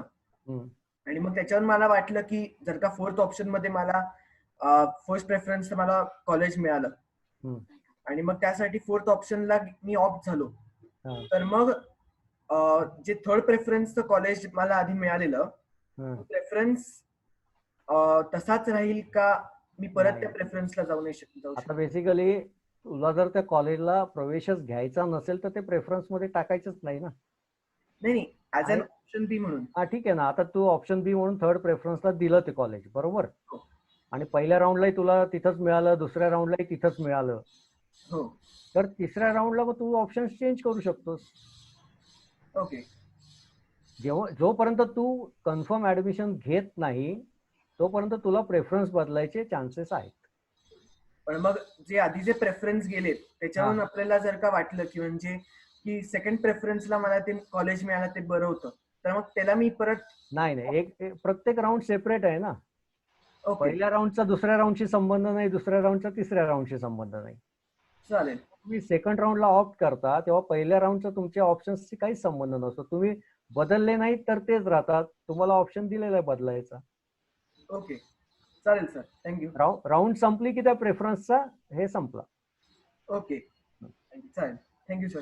सर, माझा असा प्रश्न आहे, माझ्या मुलांनी CBSE ची परीक्षा दिलेली आहे 10वीची, तर अशी सिमिलर सेंट्रलाइज्ड व्यवस्था CBSE कॉलेजची पण असते का? नाहीये. सीबीएसई सेंट्रलाइज ऍडमिशन नाही करत. नाही करत म्हणजे ते प्रत्येक जर सीबीएसई मध्येच ऍडमिशन हवी असेल तर सीबीएसईचे इंडिव्हिज्युअल कॉलेजेस हो, त्या स्कूलला तुम्हाला कॉन्टॅक्ट करावं लागेल. Okay, thank you. हॅलो, हा बोला. हा सर, एक रिक्वेस्ट होती. ऍक्च्युली आम्ही जॉईन नाही होऊ शकलो मॅक्स लिमिटमुळे. तर तुम्ही प्रेझेंटेशन चालू ठेवाल का क्वेश्चन आन्सर चालू असताना, म्हणजे ऍटलिस्ट आम्ही ते बघू शकतो काय आहे ते. मॅडम एक काम करा, माझा ईमेल आयडी इथं दिलेला आहे, मी ईमेल आयडी शेअर करतो. बर. आणि मी तुम्हाला हे प्रेझेंटेशन फॉरवर्ड करू शकेन. ओके, चालेल, थँक्यू. ऍक्च्युली ते 100चं लिमिट झालं, त्यामुळे आम्हाला जॉईन नाही करणार. माझा ईमेल आयडी अतिशय सोपा आहे, asksachin26 okay okay @gmail.com. Okay, thank you sir.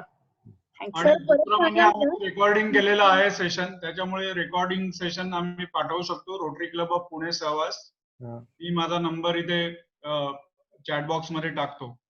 Sir तुमचा स्क्रीन शेअर केला तरी चालेल. आता पहिला जो स्क्रीन होता ना. हो.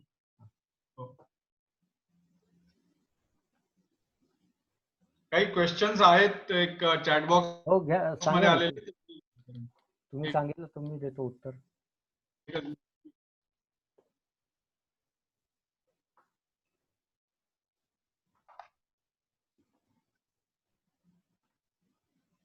पहिला प्रश्न एक चॅट बॉक्स मध्ये की पार्ट 1 चा जी इन्फॉर्मेशन भरायची आहे ती स्टुडंटनी भरायची का शाळा भरणार आहे? एक लक्षात घ्या, यावर्षी सगळी प्रोसेस ऑनलाईन आहे, त्यामुळे शाळेचा काहीही सहभाग नाहीये याच्यात फॉर्म भरण्यामध्ये. त्यामुळे पहिला जो पार्ट आहे तो पालकांनी विद्यार्थ्यांनी घरूनच भरण्याचा आहे. शाळेत जर तुम्हाला काही क्वेरी आली की शाळेकडनं काहीतरी पाहिजे माहिती, तरच तुम्ही शाळेला कॉन्टॅक्ट करा. कुठलीही शाळा फिजिकली विद्यार्थ्यांना बोलवून फॉर्म भरून घेणार नाही यावर. सर दुसरा प्रश्न आहे, ऍडिशनल मार्क्स आहेत का काही डान्स, म्युझिक, क्लासिकल म्युझिक किंवा ड्रॉइंग ग्रेड्सच्या एक्झाम्सना? आता जे काही मार्क ऍडिशनल असतात ते तुमच्या शाळेने एसएससी बोर्डाला जर कळवलेलं असेल तर ते एसएससी बोर्डाकडनंच मार्कामध्ये ते वाढ होऊन येतात.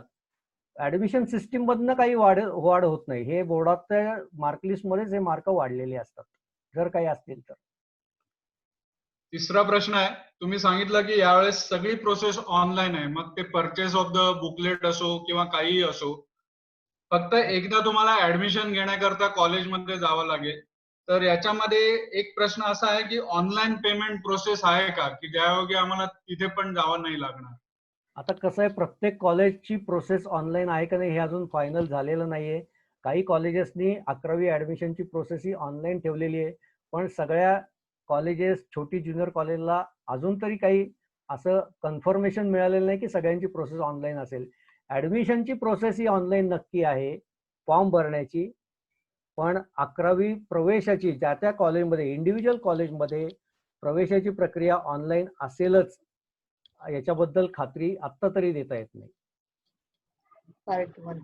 पुढचा एक प्रश्न होता की कट ऑफचे जे पर्सेंटेज असतात ते एसएससी चे वेगळे, सीबीएसई चे वेगळे आणि आयसीएससी चे वेगळे असे असतात का? तर असतातच अर्थात, पण तुम्ही एकदा सांगा. नाही, आता बेसिकली कसं झालेलं आहे, एसएससी ला आपल्याला बेस्ट ऑफ 5 ची मार्कलिस्ट मिळते. आयसीएससी ला मार्क असतात 500चे काही ठिकाणी 600चे असतात. सीबीएसई लाही तसंच असतं. ऍडमिशन प्रोसेसमध्ये ते मार्क ऍड पार करून घेतले जातात. म्हणजे ज्यांचे 600 पैकी मार्क असतील त्याचं पर्सेंटेज वाईज 500 पैकी करून घेतले जातात आणि सगळ्यांची प्रोसेस ही 500 पैकी मार्कांवरतीच होते. त्याच्या पुढचा प्रश्न आहे की ऍडमिशन प्रोसेस मध्ये आम्हाला काही डॉक्युमेंट्स अपलोड करावे लागणार आहेत का? आता मी मगाशी सांगितलं की जे जे रूल्स रेग्युलेशन्स आता ठरतील, कारण अजूनपर्यंत काही असं फायनलाइज झालेलं नाहीये की विद्यार्थ्यांना काय काय ऍडमिशन साठी करावं लागणार आहे. हे सगळं वेबसाईटवर येईल आणि जी जी डॉक्युमेंट्स आहेत ती नॅचरली आता ऑनलाईन प्रोसेस असल्यामुळे तुम्हाला अपलोडच करावी लागणार आहेत, ऑनलाईन अपलोड करावी लागणार आहेत, ऑनलाईन अप्रुव्हलही मिळणार आहे. त्यामुळे कुठल्याही परिस्थितीत कुठल्याही शाळेत जायची तुम्हाला गरज नाही. त्यामुळे सगळी प्रोसेस जी सर्टिफिकेट आहे ती तुम्हाला अपलोडच करावी लागणार आहेत. त्याच्याविषयी डिटेल माहिती तुम्हाला वेबसाईटवरती ऍक्च्युली डेमो पद्धतीनं दिली जाणार आहे. त्यामुळे तो डेमो बघितल्यानंतरही तुम्हाला लक्षात येईल की कशा पद्धतीनं आपल्याला प्रोसेस करायची आहे, डॉक्युमेंट्ससाठी काय करायचं आहे. आणि याच्यातही काही अडचण आली तर तुम्हाला तिथं हेल्पलाईन नंबरही दिलेला आहे ऍडमिशनचा, कमिटीचा, आणि तुम्हाला गायडन्स सेंटरची मदत मिळणार आहे. त्यामुळे कुठेही काही अडचण आली तर तुम्हाला या 2 गोष्टी प्रत्येक पालकाशी आहेत. तुमची शाळा त्याच्यात सहभागी आहे, सेंट्रलाइज सिस्टीम त्याच्यामध्ये तुम्हाला हेल्पलाईन नंबर दिलेला आहे, आणि तुमच्या जवळपासचं गायडन्स सेंटर, अशा 3 ठिकाणाहून तुम्हाला मदत मिळू शकणार आहे. आणि सगळी माहिती मिळाल्याशिवाय मात्र कुठलाही फॉर्म भरू नका. अजून एक शेवटचा प्रश्न आहे. नॉन एडेड कॉलेजचे ऍडव्हान्टेजेस काय असतात, विशेष ऍडव्हान्टेजेस काय असतात कुठल्या याचे? नॉन एडेड कॉलेजेसचे. नॉन एडेड कॉलेज प्रत्येकाच्या दृष्टीने ऍडव्हान्टेजेस आणि डिसएडव्हान्टेजेस हे वेगळे आहे. नॉन एडेड कॉलेजेस म्हणजे काय हे मी सांगतो की गव्हर्नमेंटची त्याला जे काही फॅकल्टी असते त्यांना त्याचा पेमेंट जे आहे ते संस्था देते. त्याला एडेड नसतात, ते अप्रूव्ड टीचर असतात, पण त्यांना त्यांची जी काही सॅलरी आहे ती संस्था बेअर करते. एवढाच फरक एडेड आणि अनएडेड मध्ये, म्हणजे फक्त फरक हा त्यांच्या सॅलरीमध्ये आणि फी मध्ये. त्यामुळं विद्यार्थी जर एडेडला गेला तर साधारणतः सायन्सला 4-5 हजार रुपये फी असेल, पण अनएडेड कॉलेजला गेला तर ती 15,000पासून 40,000पर्यंत आहे. जे तुम्ही कॉलेज सिलेक्ट करताय, जे तुम्ही सब्जेक्ट सिलेक्ट करताय त्याच्याप्रमाणे ही फी चेंज होऊ शकते. अजूनही काही प्रश्न येत आहेत चॅट बॉक्स मध्ये. पहिला प्रश्न आहे प्रतिभाकडून आलेला. Dear sir, before every round do parents have to change their preferences based on the cut off marks? Obviously आहे तो, तुम्ही सांगा. बरोबर आहे, कारण प्रत्येक राऊंड नंतर उरलेल्या जागा हे बघणं महत्वाचं आहे.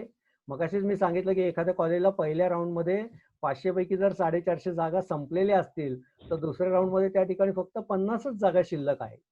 त्यामुळे हा प्रत्येक पालकांनी बघायला पाहिजे की जागा किती शिल्लक आहेत आणि कितीला कट ऑफ झालेला आहे आणि आपल्या पाल्याचे किती मार्क आहेत, म्हणजे किती मार्काचा फरक आहे त्या कॉलेजमध्ये आपल्याला हव्या असलेल्या आणि तिथे जागा शिल्लक आहे. यावरून तुम्ही प्रेफरन्सेस हे चेंज करू शकता. पुढचा प्रश्न आहे, is there any extra document needed for students appear through external? आता मी मगाशीच सांगितलं की ज्यांचे काही अशा स्पेसिफिक क्वेरीज आहेत या सगळ्याची माहिती तुम्हाला वेबसाईट वरती तुमचं स्टुडंट पोर्टल ओपन झाल्यानंतर तिथं फ्रिक्वेंटली आस्क्ड क्वेश्चन्स FAQ असणार आहेत. तिथं तुम्ही या तुमचे पर्सनल प्रश्न, कारण हे इंडिव्हिज्युअल आहेत, काही स्पेसिफिक विद्यार्थ्यांसारखाच असणार आहे, ते तुम्ही तिथं बघू शकता किंवा हेल्पलाईनलाही विचारू शकता. हा प्रश्न पुढचा एक परत येतो, is vocational and bifocal the same? Vocational हा कोर्स आहे, याच्यामध्ये गणित आणि मॅथ्स शिकवलं जात नाही. त्याच्यामध्ये फक्त प्रॅक्टिकल परीक्षा, प्रॅक्टिकल्स विषय असतात. त्याच्यामध्ये तो वोकेशनलचा मेन ऑब्जेक्टिव्ह आहे. बायफोकल हा जो आहे तो सायन्सच्या रेग्युलर सब्जेक्ट बरोबर एक सब्जेक्ट किंवा कॉमर्सच्या रेग्युलर सब्जेक्ट बरोबर एक बायफोकलचा सब्जेक्ट असा असतो. वोकेशनल ही स्ट्रीम आहे आणि बायफोकल हा सब्जेक्ट आहे. आणि वोकेशनल ही स्ट्रीम वेगळी आहे, बायफोकल हे तुम्हाला सायन्स आणि कॉमर्सला ऍडिशन ऑप्शनल सब्जेक्ट हे आहेत. ही स्ट्रीम नाहीये. Bifocal is not a stream. पुढचा प्रश्न आहे, any college for science having foreign language like German? मला वाटतं ती वेबसाईट वरतीच त्यांना सगळे तुम्हाला माहिती मिळू शकणार. How do you obtain user ID password for this site? Is there approval process for the form filled by us? मी मगाशीच सांगितलं की 15 जुलैला स्टुडंट पोर्टल चालू होईल. त्यावेळेला तुम्हाला लॉग इन ID आणि पासवर्ड कसा मिळवायचा याची सगळी डिटेल प्रोसेस तुम्हाला या वेबसाईटवर मिळणार आहे. आणि त्याच्यासाठी मगाशी मी सांगितलं की तुम्हाला एक मोबाईल नंबर लागणार आहे. तो मोबाईल नंबर आणि स्टुडंटचा सीट नंबर या 2 महत्वाच्या गोष्टी तुम्ही एंटर केलात की तुम्हाला पुढची सगळी डिटेल इन्फॉर्मेशन या वेबसाईटला जेव्हा स्टुडंट्स पोर्टल चालू होईल त्यावेळेला सगळी मिळणार आहे. आणि त्याच पद्धतीनं तुम्हाला त्याच वेबसाईट वरती त्याच लॉग इन ID ने पुढचा फॉर्म 1 म्हणजे पार्ट 1 आणि पार्ट 2 भरायचा आहे. पुढचा प्रश्न आहे, where can we get this recording? तर रेकॉर्डिंग साठी तुम्हाला माझ्या फोन नंबर वरती 838006 प्रकाशजी, 838006 प्रकाशजी, बऱ्याच जणांना माझा नंबर दिलेला आहे. 25 रिक्वेस्ट आलेल्या आहेत. तर मी त्यांना परत एकदा, आम्ही एक ग्रुप तयार केलेला आहे. किंवा या नंबरवर किंवा या मेल वरती पण टाकलं तर आपण करू शकू. बेस्ट ऑफ 5 सिस्टीमला कोणते सब्जेक्ट कंपल्सरी असतात का? बेसिकली आता कुठल्या बोर्डचा हा विद्यार्थी आहे, SSC बोर्डला तर मार्कलिस्ट ही बेस्ट ऑफ 5नेच मिळणार आहे. ICSE आणि CBSE साठी मगाशीच मी सांगितलं की त्यांचे रूल्स काय आहेत, कारण आता या वर्षीच्या परीक्षांमध्ये सगळा बराच हे झालेला आहे, वेगवेगळे प्रकार झालेले आहेत. ICSE किती पेपर झालेले आहेत, CBSE किती पेपर झालेले आहेत, याच्यावरनं एक काहीतरी नॉर्मलायझेशन करून त्या CBSEच्या विद्यार्थ्यांना आणि ICSEच्या विद्यार्थ्यांना गाईडलाईन्स या वेबसाईटवरती मिळतील आणि त्याप्रमाणे त्यांनी त्यांचे मार्क भरायचे आहेत. पुढचा आहे, would like to have more clarity on in house admissions. Okay, in house admission म्हणजे मी सांगतो की आता एक उदाहरण घेऊन सांगतो मी. SP कॉलेज आहे, SP college run by SP society, शिप्र मंडळी. आता या शिप्र मंडळीचे काही स्कूल्स आहेत. नुमवी स्कूल आहे, नुमवी गर्ल्स स्कूल आहे, SPM निगडीला स्कूल आहे आणि SPM इंग्लिश मिडियम स्कूल आहे. तर या SP मंडळीच्या कॉलेजेसमध्ये की जे SP कॉलेजमध्ये आहे, नुमवी गर्ल्समध्ये आहे आणि नुमवी ज्युनियर कॉलेजमध्ये आहे, ज्या ठिकाणी 11वी आहे त्या ठिकाणी त्या संस्थेच्या 10वीच्या शाळामधल्या विद्यार्थ्यांना 10% सीट्स या रिझर्व्ह ठेवल्या जातात आणि त्या सीट्स या 0 राऊंडमध्ये भरल्या जातात आणि या सीट्स ज्या ठिकाणी आहेत त्या ठिकाणी त्या विद्यार्थ्याला त्या कन्सर्न स्कूलला कॉन्टॅक्ट करून त्यांचा फॉर्म भरावा लागतो. प्रत्येक स्कूल ही इन हाऊसची यादी वेगळी लावते, त्याचा सेंट्रलाइज सिस्टीमशी काही संबंध नाही. सेंट्रलाइज हे राऊंड 1 पासून, जनरल राऊंड पासून सुरुवात होणार आहे. त्याच्यासाठी तुम्ही ऑनलाईन फॉर्म भरणार आहात. इन हाऊस कोट्यासाठी ऑनलाईन फॉर्म नाही. इन हाऊस कोट्यासाठी ज्या स्कूलमध्ये किंवा ज्युनियर कॉलेजमध्ये तुम्हाला इन हाऊस कोट्यासाठी अप्लाय करायचा असेल, जर तुम्ही त्या संस्थेच्या स्कूलमध्ये असाल तर त्या ठिकाणी कॉलेजमध्ये जाऊन तो फॉर्म तुम्हाला भरावा लागणार आहे. म्हणजे जर नुमवीतला विद्यार्थी असेल तर त्याला नुमवीमध्ये स्ट्रीम वाईज फॉर्म भरावा लागेल. जे सायन्स असेल, कॉमर्स असेल, SP मध्ये तो एलिजिबल आहे की त्याला SP मध्ये सायन्स, आर्ट्स, कॉमर्सला वेगवेगळे फॉर्म भरावे लागतील. स्ट्रीम वाईज आणि कॉलेज वाईज ते फॉर्म वेगळे भरावे लागतात. पुढचा प्रश्न परत येतोय, लॉग इन ID आणि पासवर्ड मागतोय. Who is suppose to provide it. Obviously आता तर साईट ओपन नाहीच आहे, 15 जुलैला होणार आहे, पण 15 जुलैला झाल्यानंतर ते लॉग इन ID आणि पासवर्ड कसे मिळतील? सगळे इन्स्ट्रक्शन्स तुम्हाला तिथं डिटेल असतील. तिथं एक बटन असणार आहे रजिस्ट्रेशनचं. जसं आपण कुठल्याही साईटला रजिस्ट्रेशन करतो आणि रजिस्ट्रेशन करताना ज्या ज्या ऍक्टिव्हिटी आपण देतो कुठल्याही वेबसाईटला, तसंच रजिस्ट्रेशनची प्रोसेस असणार आहे. तुमचा मोबाईल नंबर, तुमचा काय एखादं तुम्हाला सिक्युरिटी क्वेश्चन विचारतील, तुम्हाला पासवर्ड विचारतील, तिथं एखादा कोड असतो कन्फर्मेशनसाठी. हे सगळे जनरल साईटवरती जसं रजिस्ट्रेशन असतं तसंच या ठिकाणी साईटवर स्टुडंट रजिस्ट्रेशन असणार आहे आणि त्या स्टुडंट रजिस्ट्रेशनची डिटेल्स तुम्ही प्रोव्हाइड केलेल्या मोबाईलवरती तुम्हाला लॉग इन ID, पासवर्ड आणि पुढच्या सगळ्या इन्स्ट्रक्शन्स मेसेजेस येतील आणि ती लॉग इन ID, पासवर्ड तुम्हाला प्रत्येक वेळेला तुम्हाला त्या वेबसाईटवरती एंट्री करताना ते लागणार आहे. त्यांनी तुम्ही लॉग इन करा.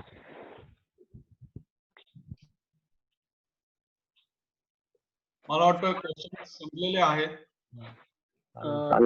नमस्कार, मंगेश बोलतोय. माझा मुलगा CBSE ला आहे. मला प्रश्न हा विचारायचा आहे की तुम्ही जे म्हणतायत की 8 ते 10 मॅक्झिमम 10 तुम्ही प्रेफरन्सेस देऊ शकतात. आपण ते प्रेफरन्सेस दिले पण अजून ऍडमिशन प्रोसेस चालू नाही झाली, तर त्याच्या आधी आपण तो सिक्वेन्स थोडा अप डाऊन करू शकतो का? एकदा फॉर्म सबमिट झाल्यानंतर जेव्हा तुम्ही त्याची प्रिंटआउट काढता त्यानंतर तुम्हाला त्याच्यात चेंज करता येत नाहीत. तुम्ही तो सेव्ह ॲज ड्राफ्ट करून ठेवला तर त्याच्यात तुम्हाला चेंजेस करता येतात. पण ज्यावेळेला तुम्ही जेव्हा सबमिट करता तो एकदा सबमिट केल्यानंतर त्याच्यात चेंजेस होत नाही. अच्छा, ओके, धन्यवाद. धन्यवाद सचिन सर. मला वाटतं आपलं खूप चांगलं सेशन झालं. याच्यामध्ये अनेक प्रश्न विचारले गेले, त्यांना क्लॅरिफिकेशन्स पण दिलं. इथे चॅट बॉक्स मध्ये पण दिसतंय आपल्याला की खूप चांगलं गायडन्स पण मिळालेलं आहे आणि मुख्य म्हणजे खूप चांगला रिस्पॉन्स आपल्याला मिळाला. 100 पार्टिसिपंट होते आणि अनेक जण वेटिंग लिस्ट मध्ये होते. त्यांच्याकडे आम्ही रेकॉर्डिंग पोहोचवूच. नक्की. काही ठळक मुद्दे याच्यामध्ये असे आले की FCFS फेरी रद्द झालेली आहे. काही एससीबीसी कॅटेगरीचं रिझर्वेशन कमी झालेलं आहे 16% 12%. बायफोकलचे ऍडमिशन आपल्याला पॅरलल मध्ये भरावी लागणार आहे. तसंच आपल्याला जे बुकलेट पूर्वी शाळेकडून मिळायचं ते आता आपल्याला ऑनलाईन परचेस करावं लागणार आहे. आणि कुठेही टेम्पररी ऍडमिशनची प्रोसेस नाही आहे. हे मला वाटतं महत्वाचे मुद्दे होते आणि हे परत एकदा सगळ्यांनी ध्यानात ठेवणं गरजेचं आहे. तर हा प्रोग्राम आपण इथे आता कन्क्लूड करतोय, पण अर्थातच ते कन्क्लुजनच्या आधी आपल्याला रोटरी क्लब तर्फे आम्हाला विशेष आनंद होत आहे. तो म्हणजे सचिन हल्दुले यांना रोटरी तर्फे आम्ही विशेष व्यावसायिक कौशल्य पुरस्कार जाहीर करत आहोत. त्यांच्या शैक्षणिक क्षेत्रातल्या कार्याबद्दल हा पुरस्कार आम्ही त्यांना देत आहोत.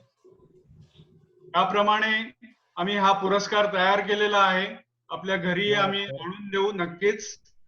आज ऑफिस मध्ये आला असता तर आज देता आला असता, परंतु काही कारणामुळे ते शक्य झालं नाही. परंतु नक्कीच आम्हाला हा पुरस्कार आपल्याला देताना आम्हाला खूप खूप आनंद होत आहे आणि यापुढे आपलं काम चालू राहील याच्याबद्दल आपल्याला शुभेच्छा देतो आणि थांबतो. धन्यवाद. Yes. So shall we stop now? Prakash ji फक्त एकदा प्रेझेंटेशन फक्त बंद करा. प्रेझेंटेशन चालू आहे का? नाही तुमचं नाही, प्रकाशजींचं चालू. हा बोला. हा बोल. हॅलो. हा सर, मी मिसेस भाले बोलतीये. हा बोला. नुमवी मुलींच्या प्रशालेत. मला ऍक्च्युली हल्दुले सरांच्या बद्दल एक शब्द बोलायचा होता. जर तुम्ही परमिशन दिली तर मी बोलते. हा बोला बोला. सर ऍक्च्युली सरांचं असं विशेष कौतुक की अतिशय काम आणि खूप शांततेने सांगतात. गेली कित्येक वर्ष आमच्या विद्यार्थ्यांनाही सर विनामूल्य गायडन्स देत असतात या सगळ्या गोष्टीचा. त्याबद्दल त्यांचे मनपूर्वक आभार आणि अभिनंदन सर.